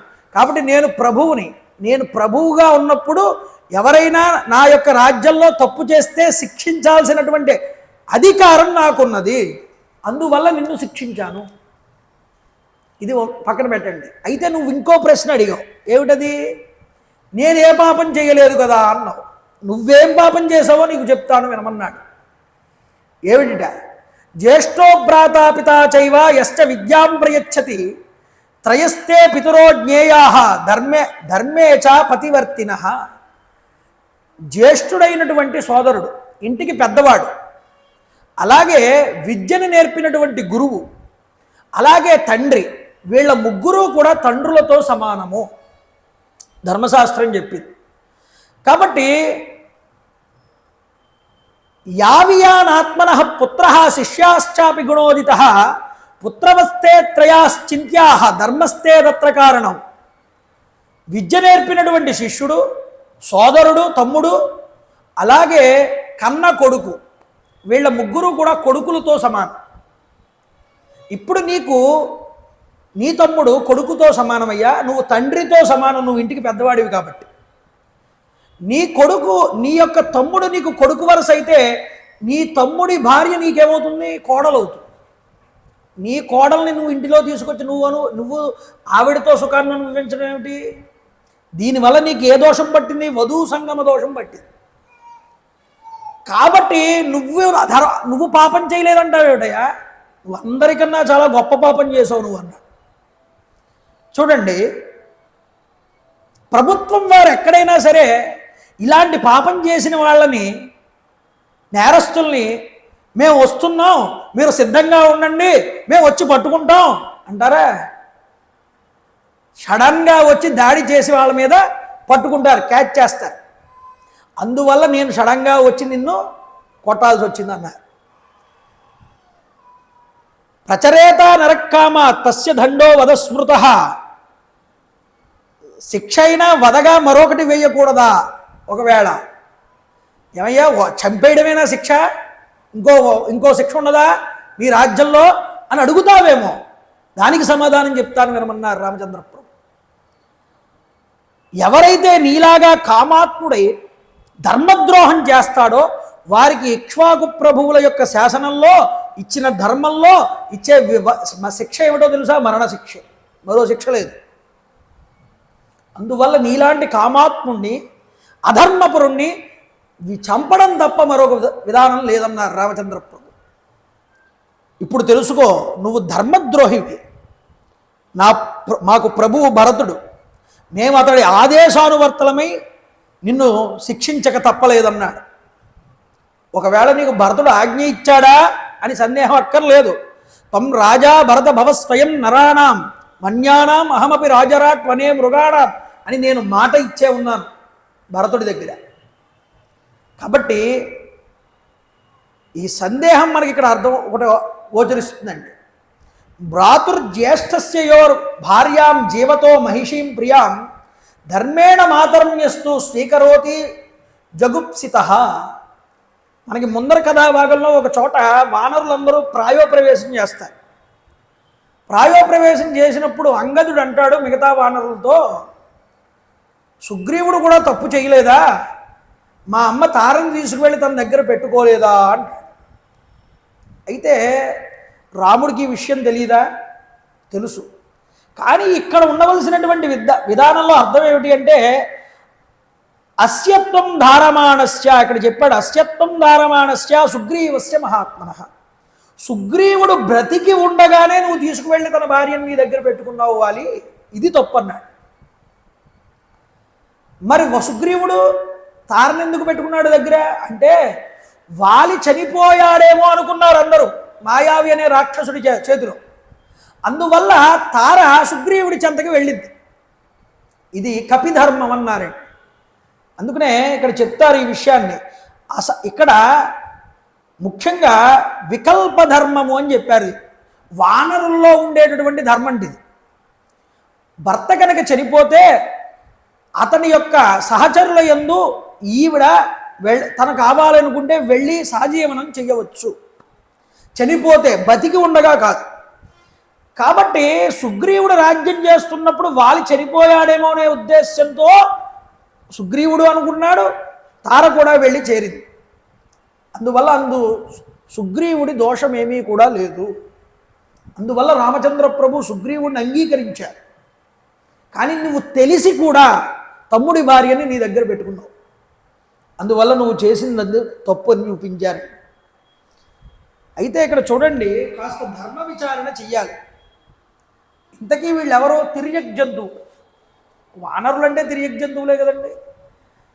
తిర్యక్ జంతువులకి ఈ ధర్మం, ఈ రాజ్యాధికారం ఇవన్నీ ఉంటాయా అంటే దైవీ అంశతో భూమి మీదకి వచ్చి విశేష ధర్మాలు ఆచరించేటటువంటి వారు తిర్యక్ జంతువులుగా కూడా తిరుగుతారుట. అందుకనే చూడండి, మనకి పూర్వమీమాంసా శాస్త్రము, ఉత్తరమీమాంసా శాస్త్రము అని ఉంది. పూర్వమీమాంసా శాస్త్రానికి జైమిని అధిపతి, ఉత్తరమీమాంస తర్వాత వచ్చింది. పూర్వమీమాంసలో ఆయన అంటాడు, అసలు తిర్యక్ జంతువులకి దేవతలకి కర్మాధికారం లేదంట. తిర్యక్ జంతువులు అంటే మామూలు మృగాలు, జంతువులు, వానరాలు, పక్షులు మొదలైనవి. అవి ఎలాగో కర్మ చేయలేవుగా. మరి దేవతలు, మనం ఇక్కడ కూర్చుంటే ఏదైనా యజ్ఞం కానీ హోమం కానీ చేసామనుకోండి, ఇంద్రాయ స్వహ, వరుణాయ స్వహ, యమాయ స్వహ, దేవతల్ని పిలిచి అవిశిస్తాం. మరి దేవతలు యజ్ఞం చేస్తే వాళ్ళు ఎవరికి ఇస్తారు హవిర్భాగం? ఇప్పుడు దేవతలు కూడా యజ్ఞాలు చేశారని మనకు పురాణాల్లో ఉందండి. వృత్తాసురుడి వదలో అక్కడ ఇంద్రుడు ఈ యొక్క హోమం చేశాడు, యజ్ఞం చేశాడు. అలాగే దేవతలు వరుణుడు యజ్ఞం చేసినట్టుంది, సూర్యభగవానుడు యజ్ఞం చేసినట్టుంది, దేవతలందరూ యజ్ఞాలు చేసినట్లుగా ఉన్నాయి పురాణాల్లో మాటలు. మరి వీళ్ళు ఎవరి కోసం యజ్ఞం చేశారు అంటే ఉత్తరమీమాంసలోకి వచ్చేటప్పటికి అన్నారు, వాళ్ళకి యజ్ఞం చేసే అధికారం లేకపోవచ్చు కానీ దానాదుల యందు అలాగే తపస్సు యందు జ్ఞానమునందు వాళ్ళకి అధికారం ఉన్నది అని అన్నారు. ఇది ఉత్తరమీమాంస యొక్క మాట. అంటే దానం చేయొచ్చు, తపస్సు చేయొచ్చు, జ్ఞానాన్ని పొందొచ్చు. కానీ మీరు చూడండి, వాల్మీకి, వ్యాసుడు వీళ్ళ మతాన్ని చెప్తున్నారు ఇక్కడ. ఏమని? త్రైవర్ణికస్య అధికారః ముగ్గురికి అధికారం ఉందిటండి. తిరియక్ జంతువులకి కూడా అధికారం ఉందిట, కర్మ చేసే అధికారం. దేవతలకు కూడా ఉందిట, మనుష్యులకు కూడా ఉందిట. దేవతలకు ఎలా ఉందండి యజ్ఞయాగాది హోమాలు చేసే అధికారం? అంటే మనం ఇచ్చేటటువంటి ఇంద్రాయ స్వాహ, వరుణాయ స్వాహ, యమాయ స్వాహ అనేటటువంటి స్వాహాకార మంత్రాలు నిజానికి దేవతలు చేసినప్పుడు కూడా స్వీకరిస్తారట. ఎవరు స్వీకరిస్తారు? వీళ్ళందరికీ అధినాయకుడైనటువంటి అన్ని రూపాల్లో భాషించేటటువంటి పరమాత్మకి చెందుతాయి వీళ్ళు ఇచ్చినవి. అర్థమవుతుందా? అలాగే ఇది వాల్మీకి మతం, వ్యాసుడి మతం అండి. అంతేకాదు తిరియక్ జంతువులకి కూడా ఉన్నది. ఎందుకని? వాళ్ళు కూడా వేదాధ్యయనం చేశారు. బ్రహ్మతేజో సంపన్నుగా దేవతా తేజస్సుతో భూమి మీద పుట్టారు. వాళ్ళు సంధ్యావందనం చేశారు, వేదాధ్యయనం చేశారు. వాళ్ళకి కూడా రాజ్యము, మంత్రి, సేనానాయకుడు ఇవే ఏర్పాట్లన్నీ పెట్టుకున్నారు. ఇలా ఉన్నప్పుడు వాళ్ళకి కూడా వాళ్ళ ధర్మం అనేటటువంటిది ఉంటుంది, అది వర్తిస్తుంది. నిజానికి తిరియక్ జంతువుల యందు ధర్మం వర్తించదు.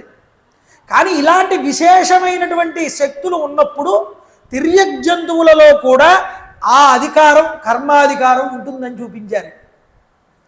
ఏమన్నా అలాంటి అసలు జంతువులు ఉంటాయా? ఇదో ప్రశ్న రావాలి మనకి వెంటనే. కలియుగంలో దృష్టిలో పెట్టుకుని మాట్లాడకండి. మిగతా యుగాలలో మిగతా జాతులన్నీ కూడా మాట్లాడగలిగేవి, ధర్మాన్ని ఆచరించగలిగేవి. అలాంటి తేజో సంపన్నులు భూమి మీద అవతరించారు. మహాభారతం చదివితే మనకు అర్థమవుతుంది, రామాయణాది గ్రంథాలన్నింటిలో కూడా. అందువల్ల మనుష్యులు జంతువులతోనూ, జంతువులు వృక్షాలతోనూ, వృక్షాలు నాగులతోనూ, యక్షులతోనూ, గరుడ గంధర్వ కిన్నెర కింపురుషాదులతోనూ సంబంధ బాంధవ్యాలు పెట్టుకుంటూ ఉండేవారు.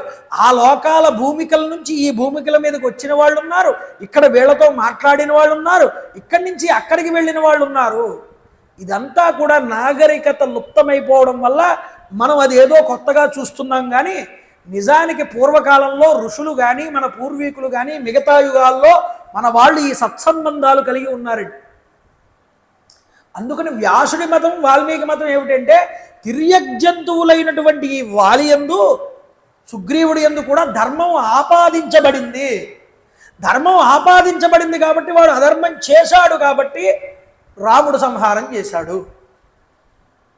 అందుకనే పూర్వమీమాంసాపరుడైనటువంటి జైమిని మార్కండేయ మహర్షి దగ్గరికి వెళ్తాడు.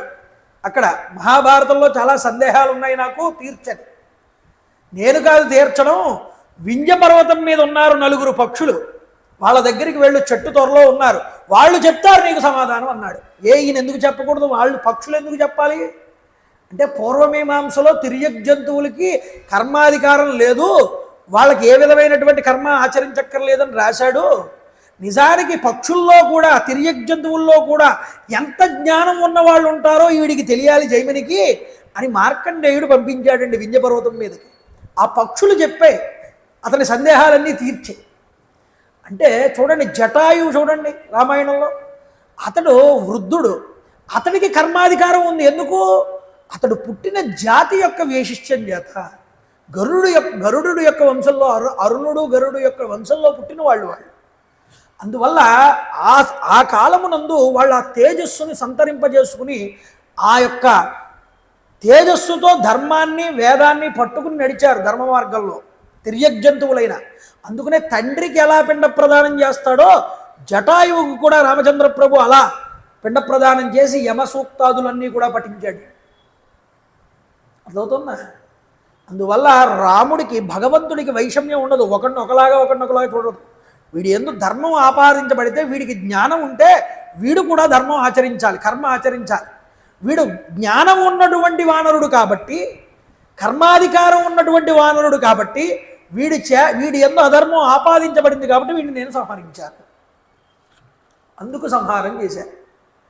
కాబట్టి పూర్వమీమాంస కాదు, ఉత్తరమీమాంస కాదు, వ్యాస వాల్మీకుల హృదయాన్ని పట్టుకోండి. దానివల్ల 3 జాతుల వాళ్ళకి, జంతువులకి, మనుష్యులకి, దేవతలు కూడా కర్మాధికారం ఉన్నవాళ్ళే. వాళ్ళు కూడా చేస్తారు యజ్ఞ యాగాది క్రతువులు. మనకి తెలియదు, మన కంటికి కనిపించిందే నిజం అనుకోకూడదు.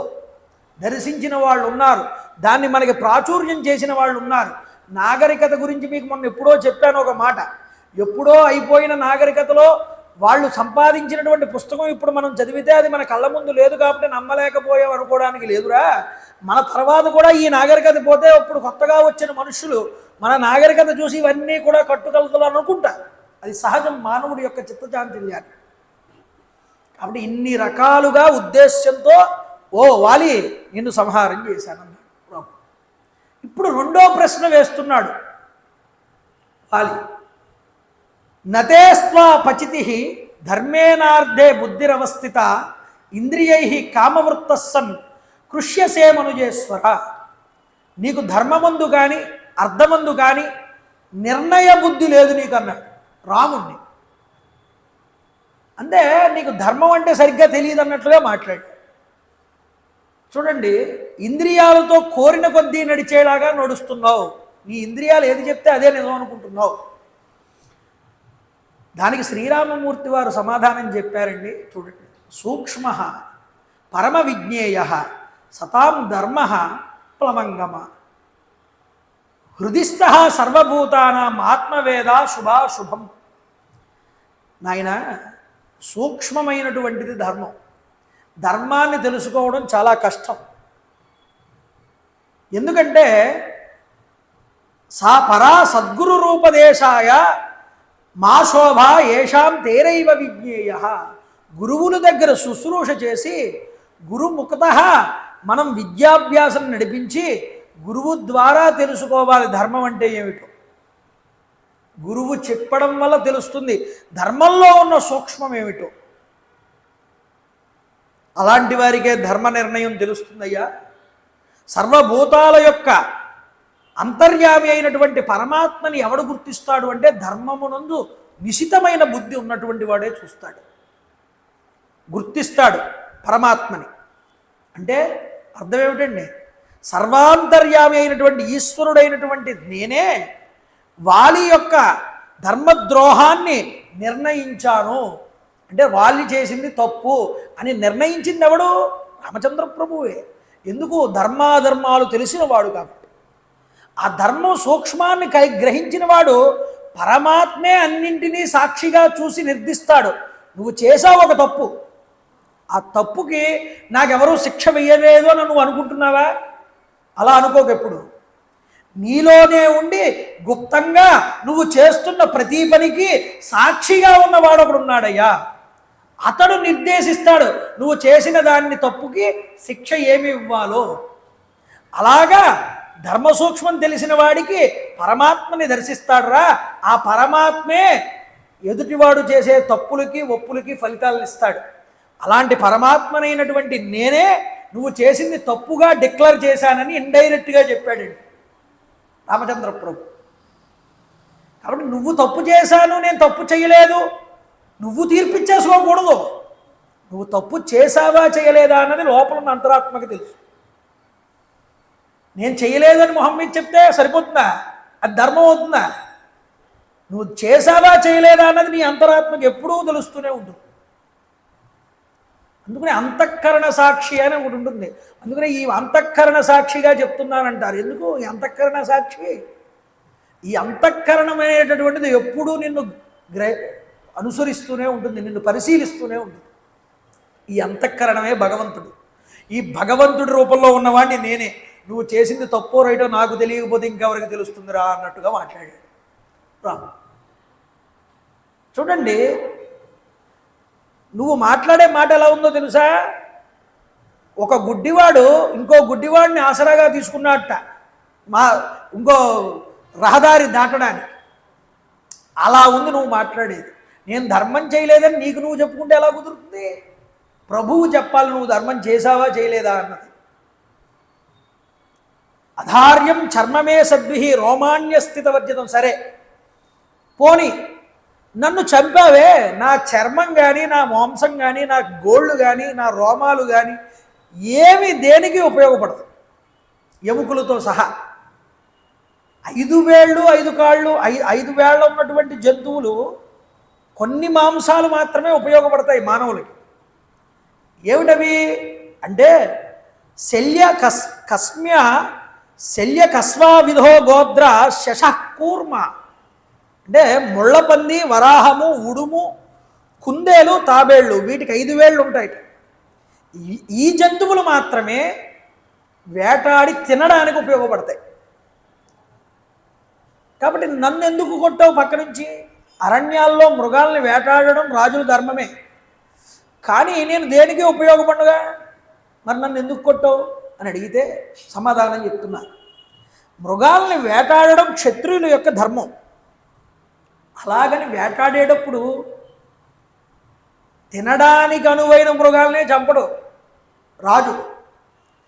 ఏ మృగాల వల్ల జనులు ఇబ్బంది పడుతున్నారో, ఏ మృగాల వల్ల రాజ్యంలో ఇబ్బందులు ఏర్పడుతున్నాయో ఆ మృగాలను కూడా సంహారం చేస్తాడు. అందువల్ల నువ్వు ఉపయోగపడినా ఉపయోగపడబోయినా నువ్వు వల్ల నలుగురు ఇబ్బంది పడుతున్నారు కాబట్టి నిన్ను చంపక మానలేదు నేను అన్నాడు రాము. వాలి మళ్ళీ అడుగుతున్నాడండి, శటో నైకృతిక క్షుద్ర మిథ్య ప్రసృత మానస కథం దశరథేన త్వాం జాత పాపో మహాత్మన. నువ్వు వంచకుడివి, క్రూరబుద్ధి కలిగిన వాడివి, అధర్మాత్ముడైనటువంటి నీవు ధర్మాత్ముడైనటువంటి దశరథుడి యొక్క కుమారుడిగా ఎలా పుట్టావయ్యా అని అడిగాడు. చూడండి, దీనికి రామచంద్ర ప్రభు సమాధానం, ఆర్యేణ మమ మాంధాత్ర వ్యసనం ఘోరమాప్సితం శ్రమణేన కృతే పాపే యథాపాపం కృతా త్వయా. నేనేమీ అధర్మాన్ని ఆచరించలేదురా వాలి. మా ప్రభువులు, తాతలు, ముత్తాతలు మాంధాత దగ్గర నుంచి ప్రతి ఒక్కరూ ఆచరించి చూపించిన ధర్మమే ఇది. నేనేదో కొత్తగా ఆచరిస్తున్న ధర్మం కాదు. ఎందుకని? పూర్వం ఇలాగే ఘోర పాపాన్ని చేశాడు శ్రమణుడు అనేటటువంటి వాడు. అతన్ని కూడా మా మహారాజు గారు, మా ముత్తాత గారు, మాంతాత గారు, మా వంశంలో వాడు ఇలాగే శిక్షించాడు వాడిని. ఇప్పుడు నిన్ను నేను ఇలాగే శిక్షించాను. ఇదేదో నేను కొత్తగా శిక్షణ విధించిన ధర్మం కాదు. మా వంశాచారం నుంచి, పూర్వీకుల నుంచి వస్తున్నటువంటి ఆచారమే. క్షత్రియులైన మహావీరులందరూ ఈ మార్గాన్ని అనుసరించారన్నారు. యుక్తం యత్ ప్రాప్నుయాద్రాజ్యం సుగ్రీవ స్వర్గతే మయి అయుక్తం యదధర్మేణ త్వయా అహం నిహతో రణే కామమేవం విదోలోక కాలేన వినియుజ్యతే. ఎలాంటి ప్రశ్న వేశాడో చూడండి. నన్ను వధించి సుగ్రీవుడు రాజ్య పరిపాలన చేయడం అనేది ఉందే, అది సమ్మతం. ఎందుకంటే నాతో యుద్ధం చేశాడు, గెలిచాడు కాబట్టి. కానీ నా చేత ఇన్ని ఇబ్బందులు పడినటువంటి సుగ్రీవుడు నన్ను చంపడం యుక్తమే, కానీ నువ్వు చంపడం అనేటటువంటిది ఎంతవరకు సమంజసం? నీ వల్ల నీ వరకు ఏదైనా వచ్చింది ఇబ్బంది అనుకో, నువ్వు వచ్చి చంపడం కూడా ఓ అర్థం ఉంది. నేను నా తమ్ముడు నేను కొట్టుకుంటూ ఉంటే వాడి బదులు వచ్చి నువ్వు చంపడమే నన్ను. ఇందులో నాకేం అర్థం కావట్లేదు. ఈ ధర్మ సూక్ష్మం చెప్పు నాకన్నా. లోకంలో ఎవరికైనా మృత్యువు తప్పదు, నేను దాన్ని అంగీకరిస్తాను. కానీ నువ్వు చేసిందే న్యాయం అని కనుక నీకు అనిపిస్తే రామా నాకు సమాధానం చెప్పు. శుష్కించిపోతున్నాడు అప్పటికే. విపరీతమైన బాధ, ఈ బాణం గుండెల్లో దిగింది వచ్చి. ఆ బాధలో రాముణ్ణి తిట్టడం కూడా చేశాడు. నువ్వు అధర్మాత్ముడివి, నువ్వు మార్గం తప్పిన వాడివి, ఇవన్నీ వచ్చాయి. బాధతో వచ్చిన వాడిని మాటలు. అప్పుడు నువ్వు అడిగిన ప్రశ్నలోనే సమాధానం ఉందయ్యా వాలి. సుగ్రీవేణ చమే సఖ్యం లక్ష్మణేన యదా తథా దారరాజ్యా నిమిత్తంచ నిశ్రేయ నిరతాశమే ప్రతిజ్ఞానమయా దత్తా తథా వానర సన్నిధౌ. సుగ్రీవుడు నిన్ను వధించుట న్యాయమే అని నువ్వు అన్నావు. ఇప్పుడు సుగ్రీవుడు నిన్ను వధించడం న్యాయమే అంటే నేను చెప్తాను, గుర్తుపెట్టుకో ఒక మాట. సుగ్రీవుడితో నాకు అగ్నిముఖంగా సాక్షిగా స్నేహబంధం ఏర్పడింది కాబట్టి ప్రతిజ్ఞాచ మయా దత్త సుగ్రీవేణ చమే సఖ్యం లక్ష్మణేన యథా తదా. నాకు లక్ష్మణుడు ఎలాగో సుగ్రీవుడు కూడా అలాంటి వాడే అన్నాడు రాముడు. అంటే నాకు సోదర సమానుడు. ఇప్పుడు లక్ష్మణుడికి ఏదైనా కష్టం వస్తే అతడి మీద ఎవడైనా శత్రువు దండెత్తితే అతడి బదులు నేను యుద్ధం చేయొచ్చా చేయకూడదా? నా తమ్ముడు కాబట్టి నేను చేయొచ్చు యుద్ధం అతడి బదులు. అలాగే ఇప్పుడు సుగ్రీవుడు నాకు తమ్ముడు వరస అయ్యాడు కాబట్టి అతడికి కష్టం వచ్చింది కాబట్టి నీ వల్ల అతడి బదులు నేను నిన్ను సంహారం చేశాను. ఇది ధర్మమే అన్నారు రామచంద్ర.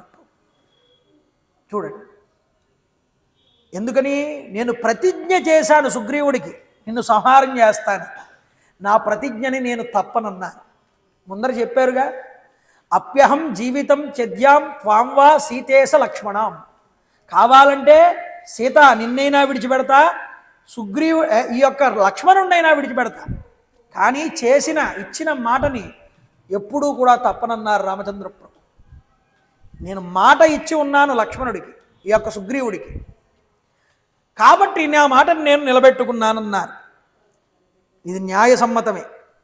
ఇచ్చిన మాట కోసం ఎంత దూరమైనా వెళ్తాడండి రామచంద్ర ప్రభు. ఉత్తరాఖండలో ఒక కథ ఉంది. నేను దేవలోకం నుంచి వచ్చాను, మీతో మాట్లాడే పని ఉంది, ఏకాంతంగా మాట్లాడాలి రామా, ఎవ్వరూ కూడా మన ఏకాంతానికి అంతరాయం కలగకూడదు అని అడిగాడు.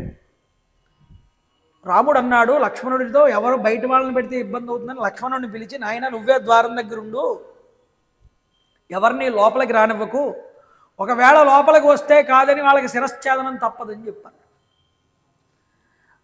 సరే అని లక్ష్మణుడు నిలబడ్డాడు. వీళ్ళిద్దరూ లోపల మాట్లాడుకుంటున్నారు. రాముడు ఆ పురుషుడు,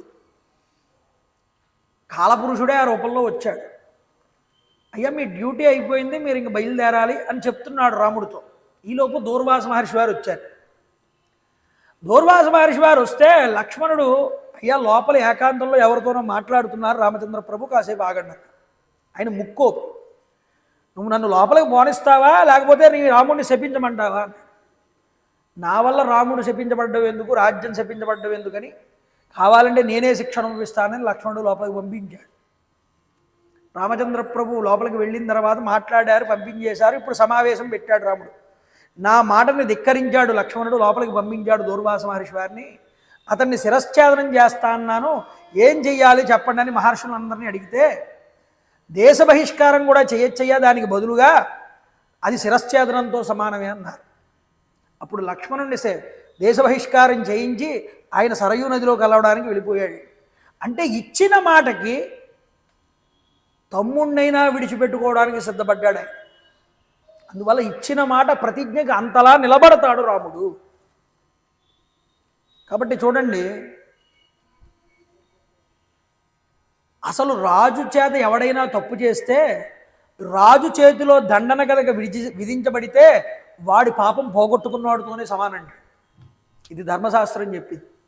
కాబట్టి శిక్ష వేసిన రాజులు కూడా కృతకృత్యులు అవుతారు, వాడు చేసిన తప్పుకి సరి అయినటువంటి శిక్ష కనుక వేస్తే.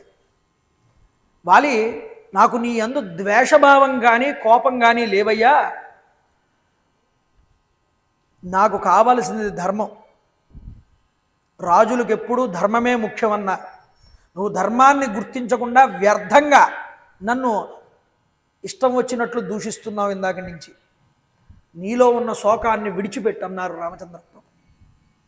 వెంటనే ఒక్కసారి వాలి, యత్వమాత్త నరశ్రేష్ఠ తత్తదైవ నసంశయ ప్రతివక్తుం ప్రకృష్టే నావకృష్ణస్తు శక్నుమాత్ యథయుక్తం మయా పూర్వం ప్రమాదాత్ దుక్తమాప్రియం తత్రాపి కలుమే దోషం కర్తుం నా అర్హసి రాఘవ. అయ్యా, ఎప్పుడూ కూడా ధర్మనిశ్చయం కలవాడై వాలి ఇప్పుడు మాట్లాడుతున్నాడు. ఈ మాట తనను అనుసరించడంలో దోషం లేదని గ్రహించాడు తన సోదరుడు. ఎందుకని? రాముడు ధర్మపక్షపాతి అన్న విషయం నాకు అర్థమైందన్నాడు.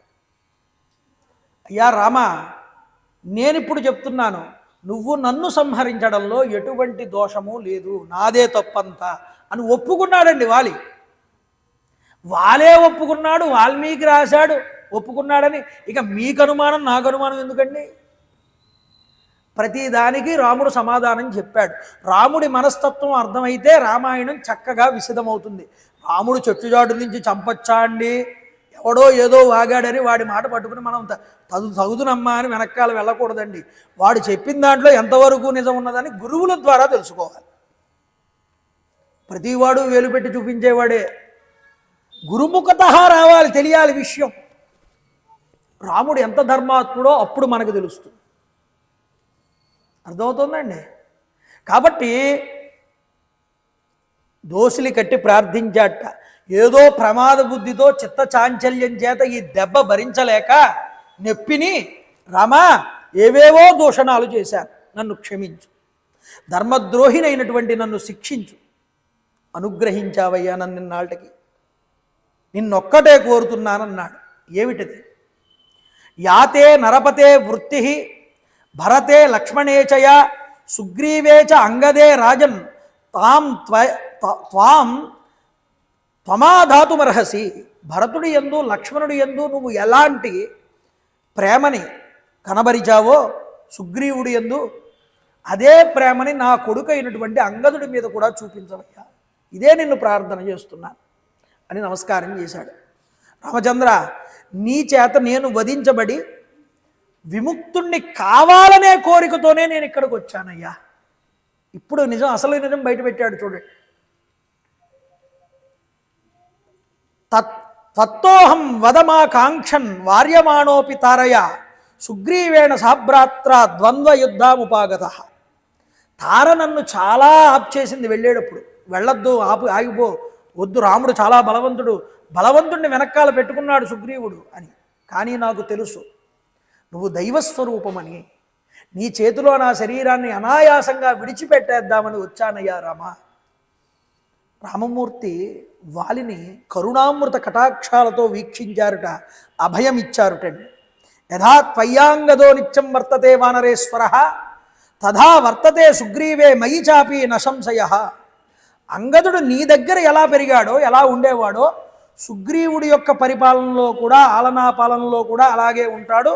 నువ్వు ఎటువంటి బెంగా కూడా పెట్టుకోక్కర్లేదు వాలి అని వాలికి రామచంద్ర ప్రభు అభయాన్ని ఇచ్చారు.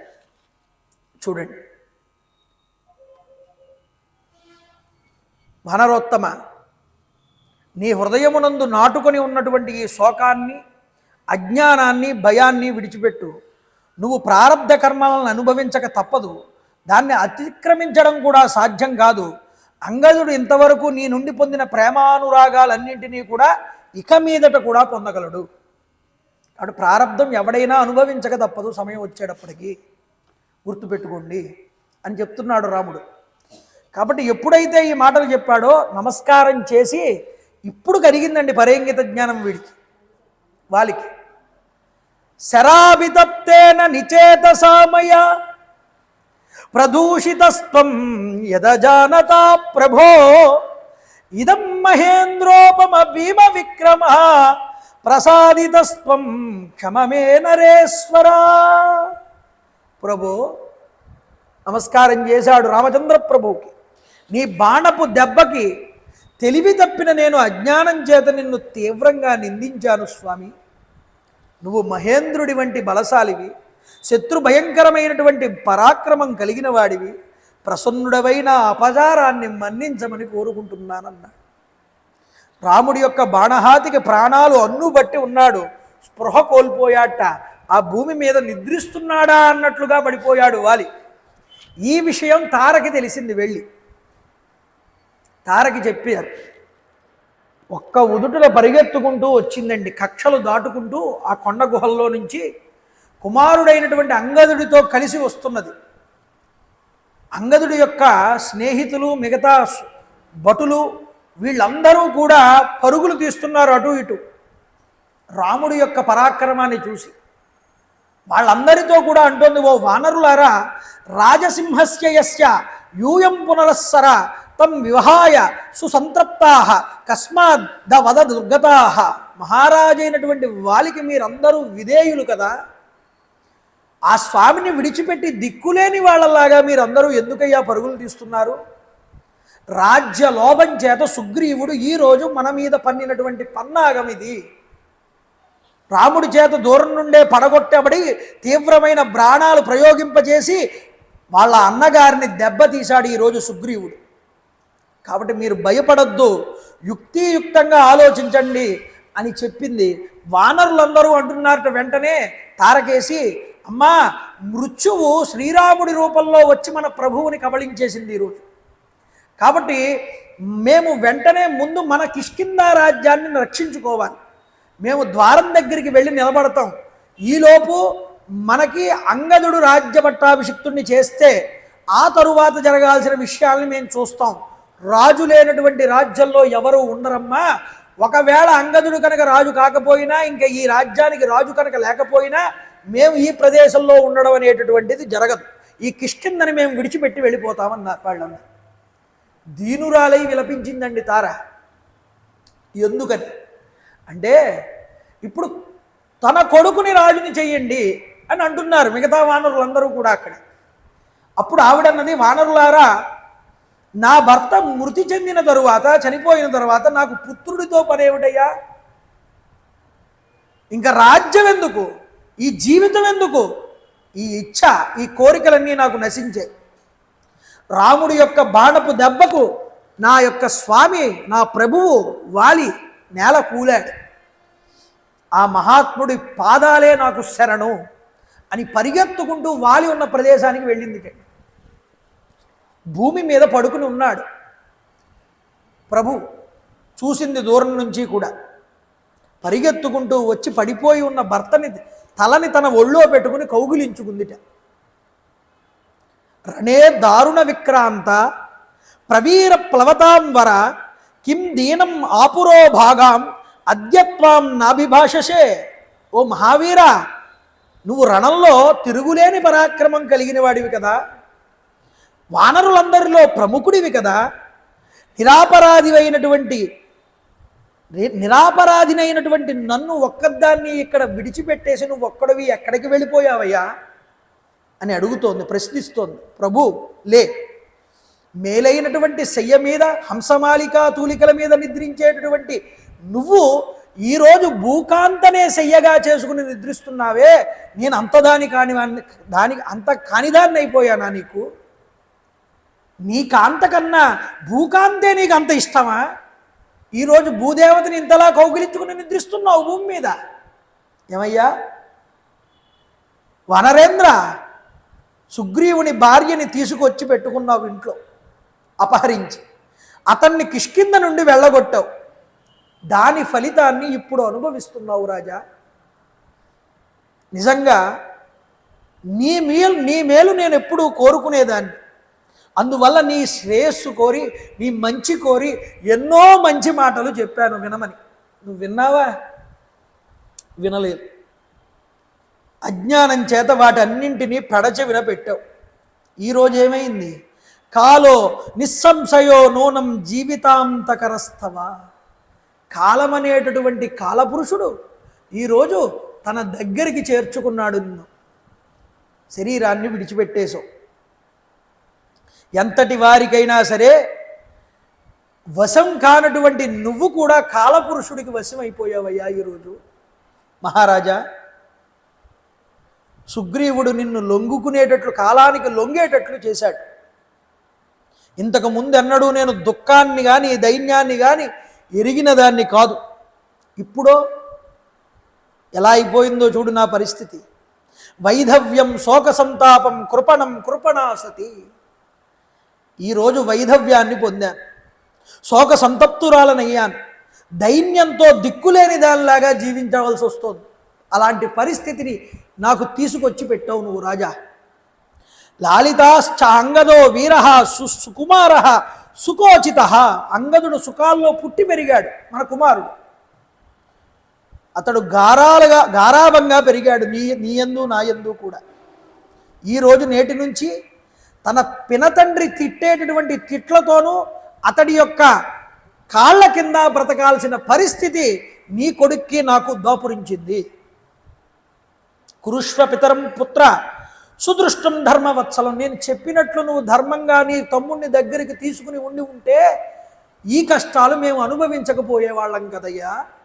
ఓ వాలి, దుర్లభం దర్శనం వత్స తవ తస్యా భవిష్యతి. ఇక మీదట ఇదే నువ్వు లాకరి చూపు నీ కొడుక్కి. ఇక మీదట నువ్వు మళ్ళీ నీ కొడుక్కి నీ దర్శనం జరగదు. సుగ్రీవ నాయన, శత్రువైనటువంటి నీ అన్న మరణించాడు, నీ కోరిక నెరవేరింది, ఇక నువ్వు హాయిగా నీ భార్య రుమతో ఆనందించు, నిర్విచారంగా ఈ రాజ్యాన్ని భోగించు. వాలి చూసావా, అంగదుణ్ణి విడిచిపెట్టేశావు, మరలిరాని లోకానికి వెళ్ళిపోయావు.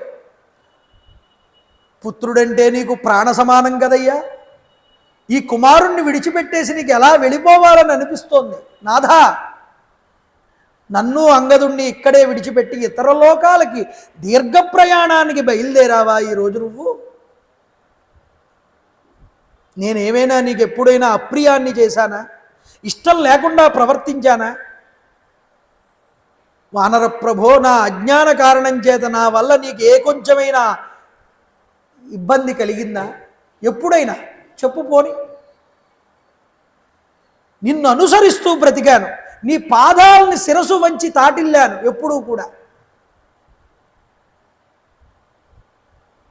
బాధపడిపోయి పాదాలని పట్టుకుని ఏడ్చిందండి తార. ఇలా ఏడుస్తూ ఉండగా శరీరాన్ని భర్తతో పాటు ప్రాయోప్రవేశం చేయడానికి సిద్ధపడింది. హనుమంతుల వారు వచ్చారట, ఆంజనేయ స్వామి వారు. మృదువుగా తారను ఉద్దేశించి మాట్లాడుతున్నారు. గుణదోషాకృతం జంతు స్వకర్మ ఫలహేతుకం అవ్యగ్రాస్తదవాప్నోతి సర్వం ప్రేత్య శుభాశుభం. ఆయన మాట్లాడితే తత్వం జ్ఞానం మాట్లాడతాడు హనుమ. ఆయన అంటున్నాడు, అమ్మా తారా, ఓ దేవి, ఏ ప్రాణికైనా సరే తెలిసి కానీ తెలియక కానీ వాళ్ళు చేసిన శుభ అశుభ కర్మలకి సమయం వచ్చినప్పటికీ ఆ యొక్క ఫలితాన్ని ఈ లోకంలో కానీ పరలోకంలో కానీ అనుభవించక తప్పదు. మనం ఏదో పుణ్యం పాపాలు చేసేస్తాం, వాటిని అనుభవించాల్సిన సమయం ఈ లోకంలో అయినా అనుభవించవచ్చు, వేరే లోకాల్లోనైనా అనుభవించి రావచ్చు. వాలి మరణానికి సుగ్రీవుడు అనేటటువంటి వ్యక్తి నిమిత్త మాత్రుడు మాత్రమే. గుర్తుపెట్టుకో, అతడి కర్మలే అతన్ని శరీరాన్ని విడిచిపెట్టడానికి కారణాలయ్యాయి అన్నాడు. ఈ శోచనీయమైనటువంటి స్థితికి నువ్వు గురి కాకు. ఎందుకంటే నీకు కొన్ని బాధ్యతలు ఉన్నాయన్నాడు. ఈ శరీరం నీటి బుడగ లాంటిది, అది ఎప్పుడు ప్రారంభమవుతుందో ఎప్పుడు మళ్ళీ అది పగిలిపోతుందో ఎవరికీ తెలియదు, అస్థిరమైనటువంటిది. ఈ దేహమునందు జీవుడు కూడా అలాంటి వాడే. నీలో ఏ జీవుడు ఉన్నాడో ఎదుటివారిలో కూడా అదే జీవుడు ఉంటాడు. ఈ జీవుడు ఆ జీవుడు గురించి బాధపడడం అనేటటువంటిది అనుచితమన్నాడు. అమ్మా, నీ కుమారుడైనటువంటి అంగదుడు చాలా పసివాడు, నువ్వు అతని యొక్క ఆలనా పాలనలు అనేటటువంటివి చూసుకోవాల్సి ఉంది. ఇంకా నువ్వు ఇలాంటి నిర్ణయాలు తీసుకోకు. ఇక ముందు అతడి బాగోగులు నీ బాగోగులు ఈ రెండింటి గురించి నువ్వు విచారించవలసి ఉన్నది. తారా, నువ్వు అన్నీ తెలిసినటువంటి దానివి, నీకు నేను చెప్పక్కర్లేదు. ఏ ప్రాణి ఎప్పుడు పుడుతుందో ఎప్పుడు మరణించిందో ఎవరు కనుక చెప్పగలరమ్మా? ఈ సత్యాన్ని నువ్వు చాలా బాగా తెలుసుకున్నదాని. ఈ బాధని మాని పరలోక సుఖాలు ఇచ్చేటటువంటి పుణ్య కార్యక్రమాలన్నింటినీ కూడా నువ్వు చేయడం యుక్తము. అంటే మీ భర్తకి ఇంకా జరగవలసిన కార్యాల గురించి ఆలోచించమని చెప్పాడు. తల్లి, ఇంకొక మాట చెప్తున్నాను. అసంఖ్యాకులైనటువంటి వానరులందరూ మహారాజు అయినటువంటి వాలి మీదనే లక్షల కొలది కోట్ల కొలది ఆశలు పెట్టుకుని ఉన్నారు ఇప్పటిదాకా. ఆ మహాత్ముడు ఇప్పుడు ఈ కాలధర్మాన్ని చెందాడు. ఈ వానర ప్రభువు న్యాయాన్ని అనుసరించి తన రాజ్యాన్ని చక్కగా అనుసరించాడు, పాలించాడు. సర్వజనుల యొక్క దుఃఖాలని కూడా తొలగించాడు. వారందరికీ ఊరటని చేకూర్చాడు, వారికి సంతృప్తిని చేకూర్చాడు, ఎన్నో ప్రయోజనాలు చేకూర్చాడు తన్ని నమ్ముకున్న ప్రజలందరికీ కూడా ఈ వాలి. కాబట్టి ఎంతో అపరాధాలు చేసిన వాళ్ళని కూడా క్షమించాడమ్మా. ఈ ధర్మాత్ములు అనేటటువంటి లోకాలు ఎవరైతే ధర్మం చేసిన వాళ్ళు ఉంటారో ఆ లోకానికి ఇతడు చేరాడు. కాబట్టి అలాంటి లోకాలు పొందిన నీ భర్త గురించి నువ్వు దుఃఖించాల్సిన అవసరం లేదు అని చెప్పాడు స్వామి హనుమ. కాబట్టి వానర ప్రముఖులందరికీ, నీ కుమారుడైనటువంటి అంగదుడికి, ఈ వానర భల్లూకాల రాజ్యానికి ఇక మీద నువ్వే రక్షకురాలివి అన్నాడు. చూడండి, ఈ అంగద సుగ్రీవులు ఇరువురు కూడా బాధపడుతూ ఉన్నారు. వారికి నువ్వు ఊరట కల్పించాలి. తర్వాత జరగాల్సిన కార్యక్రమాల గురించి వారిని ప్రోత్సహించాలి. కానీ నువ్వు బాధపడుతూ ఉండిపోకూడదు. మహారాజుకి మంచి గతులు లభించడానికి అంగదుడు ఉత్తర క్రియలన్నీ కూడా ఆనందంగా చెయ్యాలమ్మా. ముందు రాజైనటువంటి వాలికి మరణ సంస్కారాలన్నీ జరిగిన తరువాత అంగదుడికి రాజ్యాన్ని పట్టాభిషిక్తుణ్ణి చెయ్యాలి. నువ్వు సింహాసనాన్ని అధిష్ఠించిన అంగదుడిని చూసిన వెందట తరువాత నీ మనస్సు కుదుట పడుతుందన్నాడు. ఎవరు? ఆంజనేయ స్వామి వారు. కోపంగా చూసిందిటండి తార. ఎంత రాజతంత్ర కుశలురాలో చూడండి. ఎందుకు ఎంత పని చేయించింది సుగ్రీవుడు? ఎందుకండి తాను రాజు అవ్వాలి. హనుమంతుడు ఏమంటున్నాడు? తర్వాత నీ రాజు, తండ్రి తర్వాత కొడుకే కదమ్మా రాజు అవుతాడు, నువ్వు కొడుకు రాజు అయితే నువ్వు ఆనందిద్దు కానీ ఇక మీదట లే అన్న.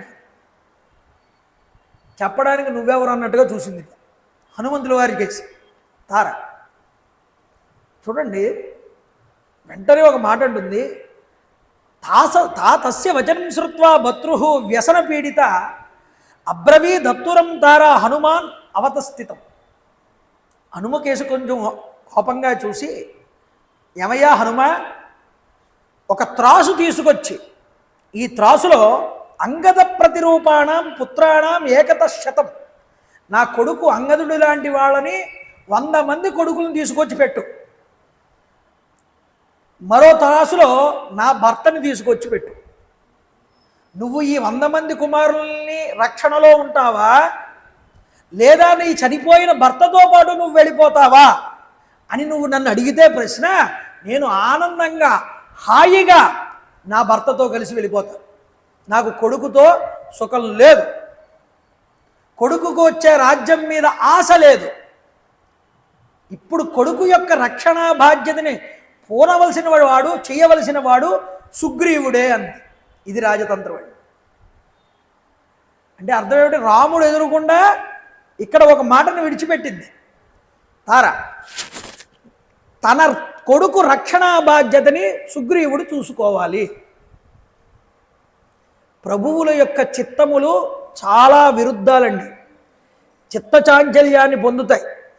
వాలి వెళ్ళిపోయినా తారే రాజ్యానికి అధికారురాలయ్యింది, తన కొడుకునే రాజ్యాధికారం చేపట్టేలా చేసుకుంది అనే మచ్చ పడి సుగ్రీవుడు చాలా తెలివి కలిగిన వాడు.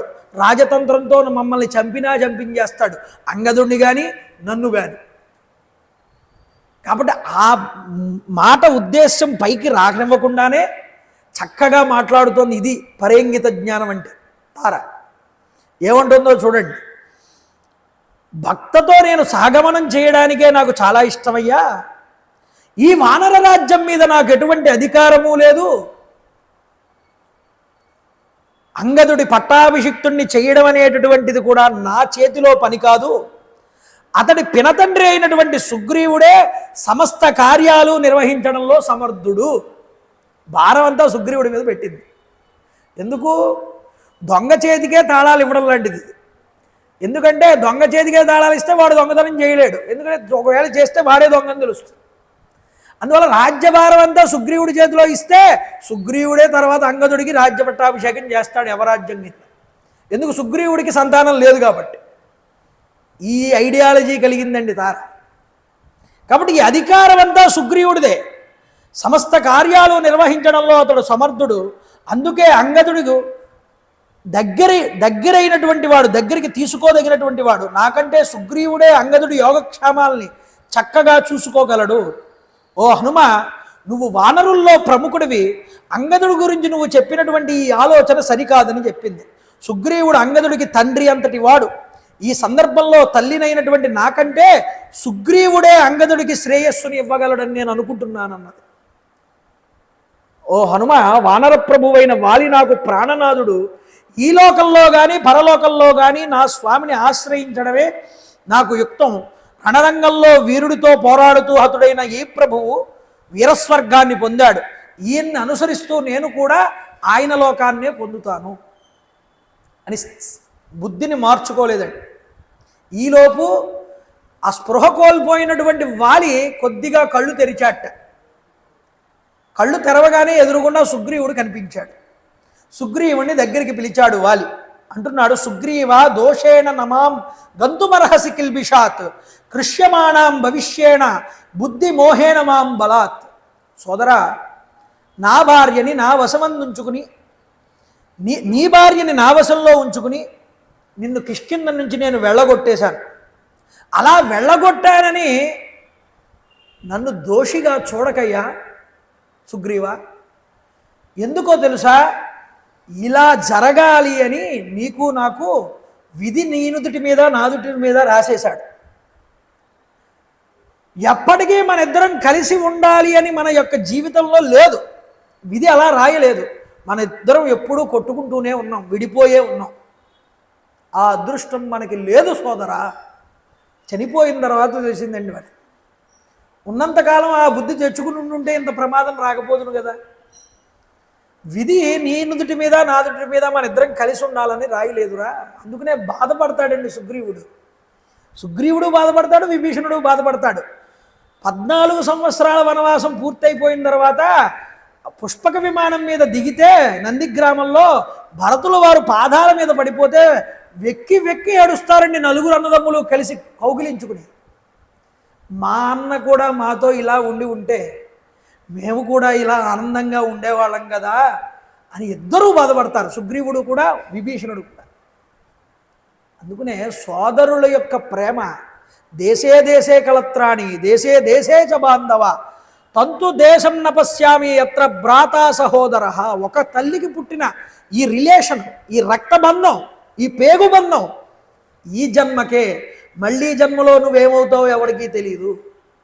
ఆ బంధాన్ని నిలబెట్టుకోవడానికి ప్రయత్నం చేయాలి. కానీ అంతా అయిపోయిన తర్వాత వయసు మీరిపోయిన తర్వాత పశ్చాత్తాపడితే మళ్ళీ ఆ బంధం మళ్ళీ నీ జీవితంలో నీ జన్మాంతరాలలో ఈ బంధం మళ్ళీ రమ్మంటే రాదు కదా. భూమి మీద దొల్లి ఏడ్చాడండి రాముడు. తన తమ్ముడికి బాణం తగిలి భూమి మీద పడిపోతే నాకు సీతైనా దక్కుతుంది, ఇంకో దేశం వెళ్ళి ఇంకో భార్యనైనా తెచ్చుకోవచ్చు, ఇంకో బంధువులైనా దొరుకుతారు, సొంత పేగు పుట్టిన తల్లి పేగుకు పుట్టిన తమ్ముడు రమ్మంటే ఎక్కడి నుంచి వస్తాడు నాకు అని బాధపడ్డాడు. అందువల్ల ఉన్న జీవితంలో ఈ ఉన్న ప్రేమని తల్లి ప్రేగుని ఒకే తల్లి ప్రేగు నుంచి పుట్టినటువంటి ఈ సోదరులు కలహించుకుంటేనే జీవితం కాదురా, అలా ఉండకూడదు అని సుగ్రీవుడు వాలి యొక్క సత్సంబంధం అనేటటువంటిది మనకి చూపిస్తోంది రామాయణాంతర్గతంగా. మన ఇద్దరం కలిసి ఉండలేకపోయాం. ఇలా చేశానని నువ్వు నా మీద తప్పుగా అనుకోకు, ఇదంతా విధి నాటించినటువంటి నాటకం. అయ్యా నాయనా, ఈ వానర రాజ్యాన్ని ఇప్పుడు నువ్వు స్వీకరించు అని సుగ్రీవుడికి అప్పగించాడు వాలి యుద్ధంలో అజేయుడు, ఎంతటి వీరుడికి కూడా లొంగేడివాడు కాడు అని.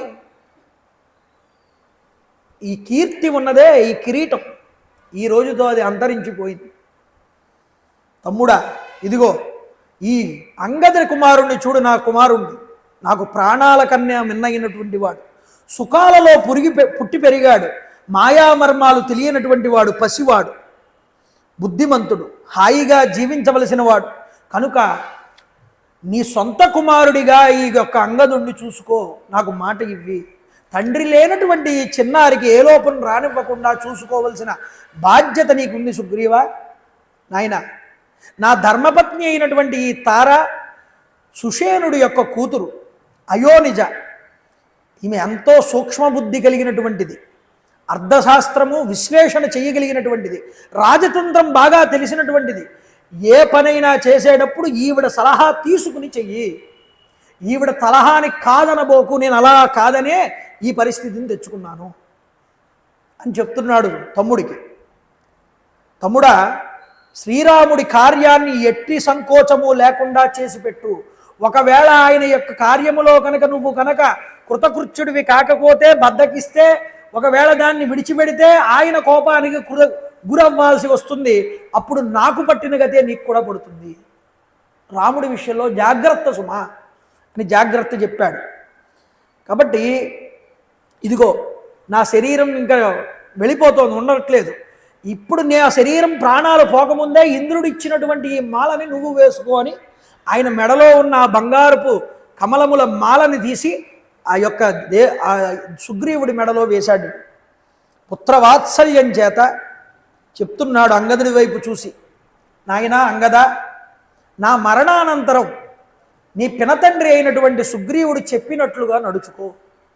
అంతేకాదు దేశకాల పరిస్థితులను అనుసరిస్తూ కూడా నడుచుకోవయ్యా, నీకు ప్రియాన్ని చేకూర్చడం కోసమే ఈ మాట చెప్తున్నానన్నాడు.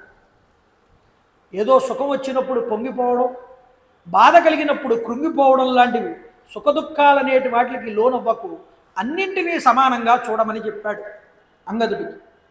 నువ్వు నిగ్రహం కలిగి రాజుడికి ప్రయోజనం చేసే పనులు మాత్రమే చెయ్యి, సంతతము ఆయన యొక్క అదుపు ఆజ్ఞలలో ఉండడానికి ప్రయత్నం చెయ్యని చెప్పాడు. ఇచ్చుత్వాదా వివృత్తక్షాహ శర సంపీడితంతో భృషం, అలా చెప్పి ఆ ప్రాణం గుచ్చుకోవడం వల్ల కలిగినటువంటి బాధ వల్ల అతడి కన్నులన్నీ కూడా తిరగడం ప్రారంభమయ్యాయి.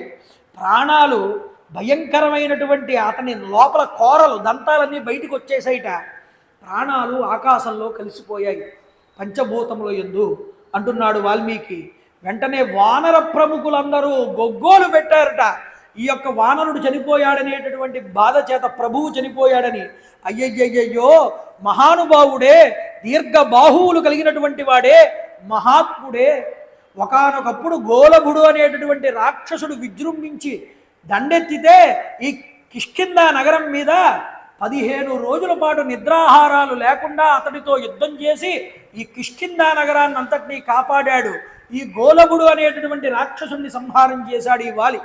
అలాంటి పరాక్రమవంతుడు ఈ రోజు నేల మీద పడిపోయాడు, అస్తమించాడు అని బాధపడుతున్నారట అక్కడ ఉన్నటువంటి వానరులందరూ కూడా. అయ్యయ్యో, ఎలాంటి వాడయ్యా, రాముడి చేత ఈ రోజు నిహతుడయ్యాడు. ఈ విధంగా తన భర్త మరణించగా తార దుఃఖ సముద్రంలో మునిగిపోయిందిటండి. స్త్రీ పుత్ర సంతానవతి అయి ఆమెకు ఎంత సుఖాలు వచ్చినా, పుత్ర సంతానవతి అయినా, ధనధాన్యాదులు వచ్చినా, సంపదలు ఏమాత్రమూ కూడా కోకొల్లలుగా వచ్చి పడిపోయినా ఆవిడికి సుఖం ఉండదుటండి. చెప్తోంది తారిక్కడ. పతిహీనాతు యా నారీ కామం భవతు పుత్రిని ధనధాన్యై సుపూర్ణ అపి విధవే త్యుచ్యతే జనై. ఇన్ని సుఖాలు వచ్చిన పతిని కోల్పోయినటువంటి స్త్రీని చూసి జనులందరూ ఈవిడ విధవే అని అంటారు, కానీ ఆవిడికి ఎటువంటి సుఖాలు లభించవు. కాబట్టి పుత్రుడి వల్ల సుఖం ఉండదు, ధనధాన్యాదుల వల్ల సుఖం ఉండదు.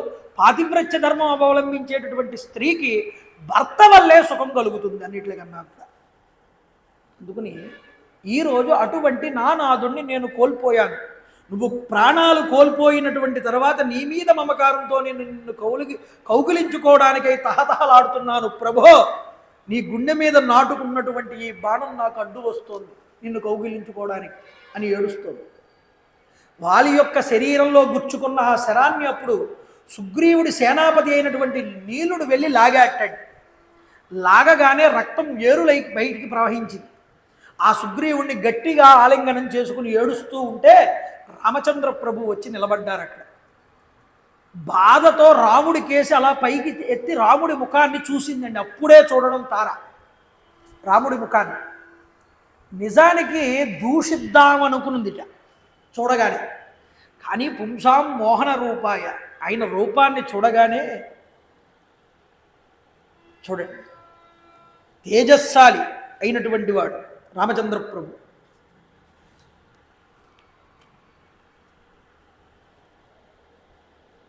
అయ్యా ప్రభో,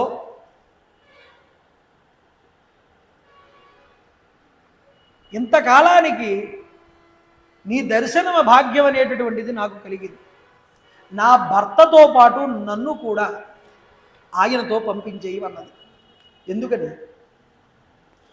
నీకు తెలుసు, భార్య దూరం అయిపోతే ఎంత బాధ ఉంటుందో నేను నీకు చెప్పక్కర్లేదు. ఈరోజు నేను పతిని పోగొట్టుకున్నాను. ఇంతటి అందమైనటువంటి పంపా సరోవర తీర అందాలని చూసి కూడా నువ్వు ఆనందించలేదే ఎందుకు? పక్కన భార్య లేదు. నా భర్త నా చెంత లేకపోతే నేను ఎక్కడ ఆనందంగా ఉంటానయ్యా? నన్ను అనుగ్రహించు. నా పతి వెళ్ళినటువంటి మార్గం వైపే నన్ను కూడా పంపించేయవయ్యా అని రాముణ్ణి శరణు వేడింది. రామ, నా నాదుణ్ణి చంపిన బాణంతోనే నన్ను కూడా చంపివేయి, నేను ఆయన సమీపానికి చేరతాను. అంతేకాదు ఈ తారని చంపితే స్త్రీ హత్యాపాతకం వస్తుందేమోనని నువ్వు బాధపడక్కర్లేదు. ఎందుకు అంటే పురుషుడికి భార్య విడదీయరానటువంటి వ్యక్తి, అనగా ఆయన శరీరమే ఈవిడ శరీరం, సగం శరీరం ఈవిడిదే కదండి. అందువల్ల నా భర్తని ఆత్మతో నా ఆత్మని నువ్వు కలిపితే నీకు కన్యాదానం చేసినంత ఫలితం వస్తుంది. కన్యాదానం అన్ని దానాల కన్నా కూడా గొప్ప ఫలితాన్ని ఇస్తుంది కదా రామ. శాస్త్ర ప్రయోగ ద్వివిధాశ్చ వేదాత్ ఆత్మాహ్యనమ్యా పురుషస్య దారా దారా ప్రధానాన్ అహిదానమన్యత్. అన్ని దానాల కన్నా దారని ఇవ్వడమే కదా, కన్యాదానమే కదా అన్నింటికన్నా గొప్పది. అలాంటి కన్యాదానం చేసిన ఫలితం వస్తుంది నీకు వాలితో నన్ను కనుక కలిపితే. అంటే వాలి ఏ లోకానికి వెళ్ళాడో నన్ను కూడా ఆ లోకాలకి నువ్వు నన్ను పంపించేయి, ఆ పుణ్యం కట్టుకో. ప్రభో, భర్త చేత వంచితురాలనయ్యాను, నేను ఎంత చెప్పినా వినకుండా వెళ్ళి నీతో నీ చేతిలో చచ్చడిగిన, కాబట్టి దిక్కులేని దాన్ని అయ్యాను. ఈ విధంగా ఆర్తితో అలమటిస్తున్నాను. ఈ మహాత్ముడికి దూరమై నేను ఇంకా బ్రతకలేను, నన్ను నువ్వు ఆపవద్దు. కాబట్టి మా భర్త వీరస్వర్గాన్ని పొందాడు కాబట్టి నన్ను కూడా ఆ లోకానికి వెళ్ళలేట్టుగా అనుగ్రహించమని కోరింది. బాధపడుతున్నటువంటి ఆ యొక్క తారని ఆ వానర స్త్రీలు తీసుకొచ్చి దూరంగా లాక్కొచ్చి కూర్చోబెట్టారు. ఆ యొక్క సుగ్రీవుణ్ణి పిలిచారు రామచంద్ర ప్రభు. ఎక్కువసేపు ఈ బాధని ఉంచకూడదయ్యా, తర్వాత కార్యక్రమాలు చెయ్యి, ఇతనికి ఉన్నత లోకాలు కలగడానికి కావలసిన ఏర్పాట్లన్నీ చూడమన్నారు రామచంద్ర ప్రభు. సుగ్రీవుడు ఏడ్చాడు, కన్నీరు మున్నీరుగా ఏడ్చాడు, లోపల కుమిలిపోయాడు, చిన్నబుచ్చుకున్నాడు ముఖాన్ని. అన్నగారి యొక్క శవాన్ని అలా చూడగానే, మహాప్రభు నువ్వు చేసిన ప్రతిజ్ఞని నిలబెట్టుకున్నావు, రాజ్య ఫలం కూడా నాకు దక్కింది, కానీ నాకు ఈ రాజ్య భోగాల మీద మనసు పోవట్లేదన్నాడు సుగ్రీవుడు. అంతేకాదు జీవితం మీదే నాకు విరక్తి కలిగిందన్నాడు. పట్టమహిషి అయినటువంటి మా వదిన గుండె పగిలి ఆక్రందిస్తోంది, పురజనులందరూ దుఃఖితులై గగ్గోలు పెడుతున్నారు, మా అన్నగారేమో కన్ను మూశాడు, ఇక నేను బ్రతకడమా మరణించడమా అనేటటువంటి సందేహంలో పడి ఉన్నాను నేను. అంగదుడు కూడా అలాగే ఉన్నాడు, ఇక నాకు ఈ రాజ్యం ఎందుకయ్యా అన్నాడు. వైరాగ్యభావం కలిగింది. చూడండి రామ, మా అన్నయ్య అయినటువంటి వాలి నిజానికి మహానుభావుడు, కర్తవ్యాలు తెలిసినవాడు. నాతో యుద్ధం చేసే సమయంలో ఎప్పుడూ కూడా ఏమనేవాడో తెలుసా? తస్యైవ తద్రామ వచో అనురూపం ఇదం పునఃకర్మచతే అనురూపం నత్వాం జిగాంశామి చరేతి యన్మాం అయం మహాత్మా మతిమాన్ ఉవాచ. ఎరా తమ్ముడా, నిన్ను నేను చంపాలని అనుకోవట్లేదు, పోయి బ్రతుకు, ఇంకెప్పుడు నా జోలికి రాకు అని మందలించి 4 దెబ్బలు కొట్టి వదిలిపెట్టేవాడే కానీ ఎప్పుడు యుద్ధం చేసినా నన్ను చంపలేదు, చంపే అవకాశం వచ్చినా సరే మా అన్నయ్య. కానీ నేను ఈరోజు రాజ్య కాంక్ష చేత లోభము చేత మా అన్నయ్యని చేతులారా నేనే మట్టు పెట్టించుకున్నాను. నేనే పాపాత్ముణ్ణి, నేను క్రూరుణ్ణి, మా అన్నయ్య మృతికి కారణం నేనే అయ్యానన్నాడు. అన్నని చంపడం వల్ల కలిగే దుఃఖం నాకు ఈరోజు పట్టుకుంది. ఆ సోదరుణ్ణి చంపడం ద్వారా లభించే రాజ్య సుఖాలనేటటువంటివి నాకు వద్దన్నాడు.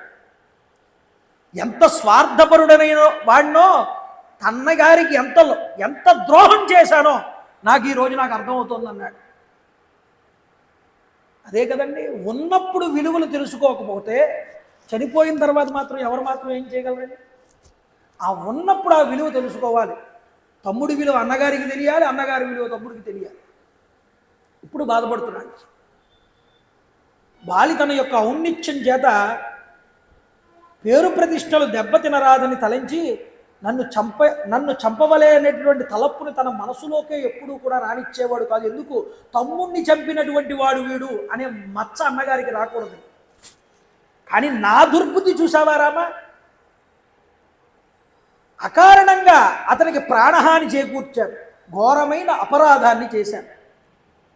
మొదటిసారి జరిగిన పోరులో కూడా వాలి నన్ను చెట్టు కొమ్మలతో కొట్టగా ఫస్ట్ సారి నేను వెళ్ళాను కదా, యుద్ధం చేయడానికి. చెట్టు కొమ్మిచ్చు కొట్టాడు నన్ను, ఎక్కడ పక్కటి ముగ్గుల మీద కొడితే నేను అమ్మా అని అరిచాడు. అరిస్తే వెంటనే నన్ను దగ్గరికి తీసుకుని ఓదార్చి మరలా నాతో ఎప్పుడు ఇలాంటి యుద్ధానికి తలబడకరా ఓ అని తిట్టి పంపించాడయ్యా. అతని సోదర ప్రేమ, గౌరవభావం, ధర్మం, ఎన్ని కామక్రోధాలున్నా తమ్ముడు అనే మాట వచ్చేటప్పటికీ వాటన్నింటినీ నిగ్రహించుకున్నాడు. నేను నిగ్రహించుకోలేకపోయాను. త్వష్ట యొక్క కుమారుడైన విశ్వరూపుణ్ణి వధించిన ఇంద్రుడి వలె నేను నా సోదరుణ్ణి చంపి మహాపాపాన్ని పొందాను. ఇంద్రుడు బ్రహ్మహత్యాపాతకాన్ని పొందితే 4 పుచ్చుకున్నారటండి. 1 భూమి, 2 వృక్షాలు, 3 నదులు, 4 స్త్రీ. వీళ్ళ 4కి బ్రహ్మహత్యాపాతకం పట్టుకుంది. అందుకనే వరదలు వచ్చినప్పుడు నొరగతో ప్రవహిస్తాయి నదులన్నీ కూడా. వాటికి రజస్వలా దోషం ఉందని గుర్తు. అప్పుడు స్నానం చేయకూడదు వరదలు వచ్చినప్పుడు, శ్రావణ మాస భాద్రపద మాసాల్లో. ఇంద్రుడి యొక్క ఆ బ్రహ్మహత్యా దోషాన్ని పుచ్చుకున్నాయి. అలాగే వృక్షాలకి జిగురు కారుతుంది, వాటిని ముట్టుకోకూడదు. అలాగే స్త్రీలు రజస్వలు అవుతారు నెలలో 3 రోజులు. అప్పుడు వాళ్ళు కాస్త దూరంగా ఉండాలి 3 రోజులు కూడా. ఈ బ్రహ్మహత్యా దోషం వాళ్ళ ఎందుకు ప్రకోపిస్తుంది. అలాగే భూమి కూడా ఊసర క్షేత్రం కింద మారిపోతుంది అక్కడక్కడ. ఈ 4 బ్రహ్మహత్యాపాతకాన్ని పుచ్చుకున్న ఎవరి దగ్గర నుంచి? ఇంద్రుడి దగ్గర నుంచి. ఇంద్రుడు చేసిన పాపానికి ప్రాయశ్చిత్తంగా అతని పాపాన్ని వేరేవి పుచ్చుకున్నాయి, కానీ నేను చేసిన పాపాన్ని ఎవరు పుచ్చుకుంటారయ్యా రామా చెప్పు. నేను అంతటి దారుణమైన పాపాన్ని ఒడిగట్టాను ఈరోజు. నేను ఇట్టి పాపకృత్యాన్ని చేసి అధర్మానికి పాల్పడ్డాను. ఇది వంశాన్నే నశింపజేసింది. ఈ విధంగా నేను ప్రజా గౌరవాన్ని కూడా పొందడానికి అనర్హుడిని అని వెక్కి వెక్కి ఏడ్చాడండి. చూసారా? ఇక రామచంద్ర ప్రభు ఓదార్చారండి సుగ్రీవుడు. జరగవలసిన కార్యాలను ప్రేరేపించారు. నా బాణపు దెబ్బ ద్వారా ప్రాయశ్చిత్తాన్ని పొందాడయ్యా, శిక్ష అనుభవించాడు మీ అన్నయ్య. అతనికి ఉన్నత గతులు కలిగే. మీ అన్న గురించి నువ్వు బాధపడకు. తనదైన శుద్ధ ప్రకృతిని పొందాడు, వీరస్వర్గాన్ని అలంకరించాడు, స్వర్గోన్నతమైన గతిని పొందాడు. ఎవ్వరూ కూడా ఆయన గురించి బాధపడవలసిన అవసరం లేదన్నారు రామచంద్ర ప్రభు. సుగ్రీవ, లక్ష్మణుడు అంటున్నాడు వెంటనే పక్కన, ఇక ఆలస్యం చేయకండి, దహన సంస్కారాలకు కావలసిన ప్రేత కార్యాలన్నీ కూడా నడిపించమన్నాడు. దానికి కావలసినటువంటి ఆవు నెయ్యిని, చందనాదుల్ని, అన్ని వస్త్రాలని, ఎండుకట్టెల్ని అన్నింటినీ కూడా తెప్పించమన్నాడు. ఉత్తర క్రియలకు అవసరమైన పూలదండలన్నింటినీ ఏర్పాటు చేయమన్నాడు. ఓ తారుడా, ఇలా రమ్మని పిలిచాడు. నువ్వు త్వరగా వెళ్ళి ఓ పలక్కిని తీసుకురా. ఈ యొక్క సందర్భంలో పనులన్నీ కూడా వేగంగా పూర్తి చేయాలి. శవదహనానికి కావలసిన ఏర్పాట్లన్నీ చూడమన్నాడు. బలిష్ఠులైనటువంటి వానరులందరూ కూడా సిద్ధం కమ్మన్నాడు. వాళ్ళు ఒక పలక్కిని మోసుకొచ్చారు. ఆ శిబిక మీద లక్ష్మణుడితో శ్రీరామచంద్ర ప్రభు వాలిని త్వరగా తీసుకువెళ్ళి ఆ పల్లక్కి మీద పెట్టి శ్మశానానికి తీసుకువెళ్ళి ప్రేత సంస్కారాలు జరిపించమని చెప్పారు. వెంటనే వాలి యొక్క శరీరాన్ని వానర యోధులందరూ కూడా పట్టుకుని మోసారట. లక్ష్మణుడు కూడా మోసాట, సుగ్రీవుడు కూడా మోసాట. అతన్ని ఆభరణాలతో సహా తీసుకువెళ్ళి అతన్ని భూషణాలతో అలంకరింపజేసి ఆ పలకీ మీద పడుకోబెట్టారు. పడుకోబెట్టిన తర్వాత కిష్కిందకి ప్రభు అయినటువంటి సుగ్రీవుడు ఆదేశించాడు వానరులందరినీ కూడా పూజ్యుడైనటువంటి వాళ్ళకి తగినట్టుగా రాజలాంఛనాలతో ఉత్తర సంస్కారాలన్నీ జరగాలని ఆదేశించాడు. అందరూ అతన్ని మోసుకుంటూ పుష్పాలు రత్నాలు చల్లుతూ అందరూ గొగ్గోలు పెడి బాధపడుతూ ఆ యొక్క వాలి యొక్క శరీరాన్ని ఆ కొండల మీద ప్రవహిస్తున్న నదికి మధ్యలో ఉన్నటువంటి ఒక తిన్నె మీద తీసుకువెళ్ళి కట్టెలు పేర్చి అక్కడ దహన కార్యక్రమాలన్నీ చేశారు. అంగద కుమారుణ్ణి ముందర పెట్టుకుని అంగదుడు అప్రదక్షిణంగా నమస్కారం చేసి ఆయనకి దహన సంస్కారం చేశాడు. వెక్కి వెక్కి అందరూ ఏడ్చారు. విద్యుక్తంగా అన్ని కార్యక్రమాలు జరిగాయి.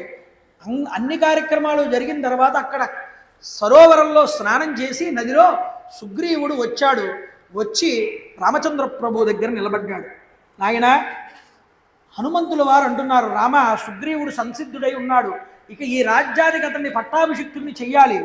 నదీ జలాల్ని సముద్ర జలాల్ని తీసుకువచ్చి అతడికి నువ్వు పట్టాభిషిక్తుడిని చెయ్యవయ్యా అని కోరుకుంటే నేను తండ్రి గారికి ఇచ్చినటువంటి మాట నిమిత్తం 14 సంవత్సరాల కాలం ఇక్కడ నేను అరణ్యాలలోనే ఉంటాను, గ్రామాలలో కానీ పట్టణాల్లో కానీ ప్రవేశించను. కాబట్టి మీరందరూ వెళ్ళి సుగ్రీవుడికి పట్టాభిషేకం చెయ్యండి అన్నారు. వానరులందరూ ఆనందోత్సవాలతో వెళ్ళారు.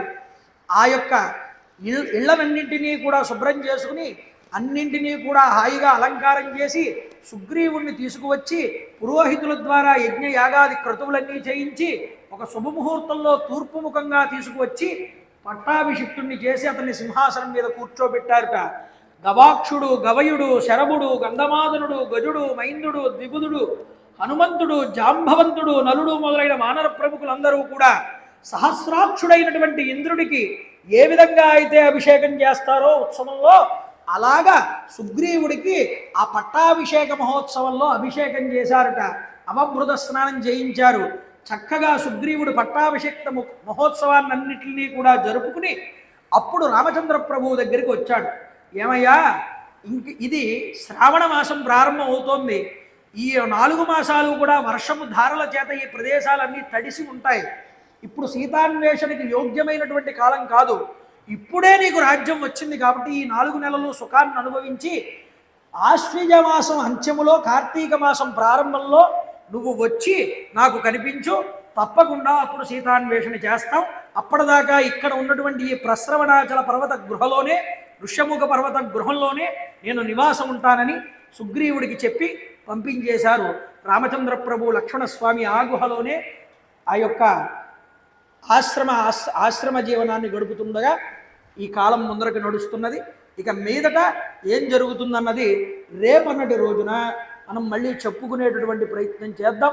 ఆ విధంగా సుగ్రీవుడికి పట్టాభిషేకం చేయించాడండి రామచంద్ర ప్రభు, వాలిని నిహతుణ్ణి చేసి. ధర్మకాంక్ష కలిగినటువంటి జీవితాలండి అవన్నీ కూడా. తార మాట్లాడిన మాటలు కానీ, ఆ సుగ్రీవుడు పడిన పశ్చాత్తాపం కానీ, చనిపోయిన అవసాన దిశలో మాట్లాడిన వాలి మాటలు కానీ అన్నీ కూడా ధర్మయుక్తమైనటువంటివే. దానికి అన్నిటికీ ధర్మాత్ముడైనటువంటి రాముడు సమాధానం చూపించాడు. కాబట్టి రాముడు అడుగు తీసి అడుగు వేస్తే ధర్మమే చూపిస్తాడు, ధర్మమే మాట్లాడతాడు. రామో విగ్రహవాన్ ధర్మ. రాముడు ధర్మం విన మరొక దాన్ని ఆయన ఎప్పుడూ కూడా ఆశ్రయించడు. మీరు ఇది గుర్తుపెట్టుకోండి. మనందరము కూడా ధర్మ ప్రవర్తనలమై రాముడి యొక్క ధర్మ మార్గాన్ని అనుసరించడం కోసమే ఈ రామాయణ ప్రవచనాలు. కాబట్టి అంత ధర్మ మార్గంలో మనందరము కూడా నడుచుకునేటటువంటి ప్రయత్నం చేద్దాం. అంత గొప్పగా ఈరోజు కార్యక్రమాలన్నీ కూడా మనం పూర్తి చేసుకున్నాం. నేను చెప్తాను, మీరందరూ కూడా చెప్పండి. శ్రీరామ జయ రామ జయ జయ రామ, శ్రీరామ జయ రామ జయ జయ రామ, శ్రీరామ జయ రామ జయ జయ రామ. రామ్ రామాయ నమః, రామ్ రామాయ నమః, రామ్ రామాయ నమః, రామ్ రామాయ నమః, రామ్ రామాయ నమః, రామ్ రామాయ నమః, రామ్ రామాయ నమః. మంగళం గోసలేంద్రాయ మహనీయ గుణాత్మనే చక్రవర్తి ధర్మోజాయ సర్వభౌమాయ మంగళం. మహాకాంతాయ కాంతాయ కామితార్థప్రదాయినే శ్రీగిరీశాయ దేవాయ మల్లినాథాయ మంగళం. కాళే వర్షతు పర్జన్య పృథివీ సత్యశాలిని. జయ గురుదేవ దత్త. గోవింద గోవింద గోవింద. హర నమ పార్వతీపదే హర హర మహాదేవ. సర్వం శ్రీమామహేశ్వర పరబ్రహ్మార్పణమస్తు.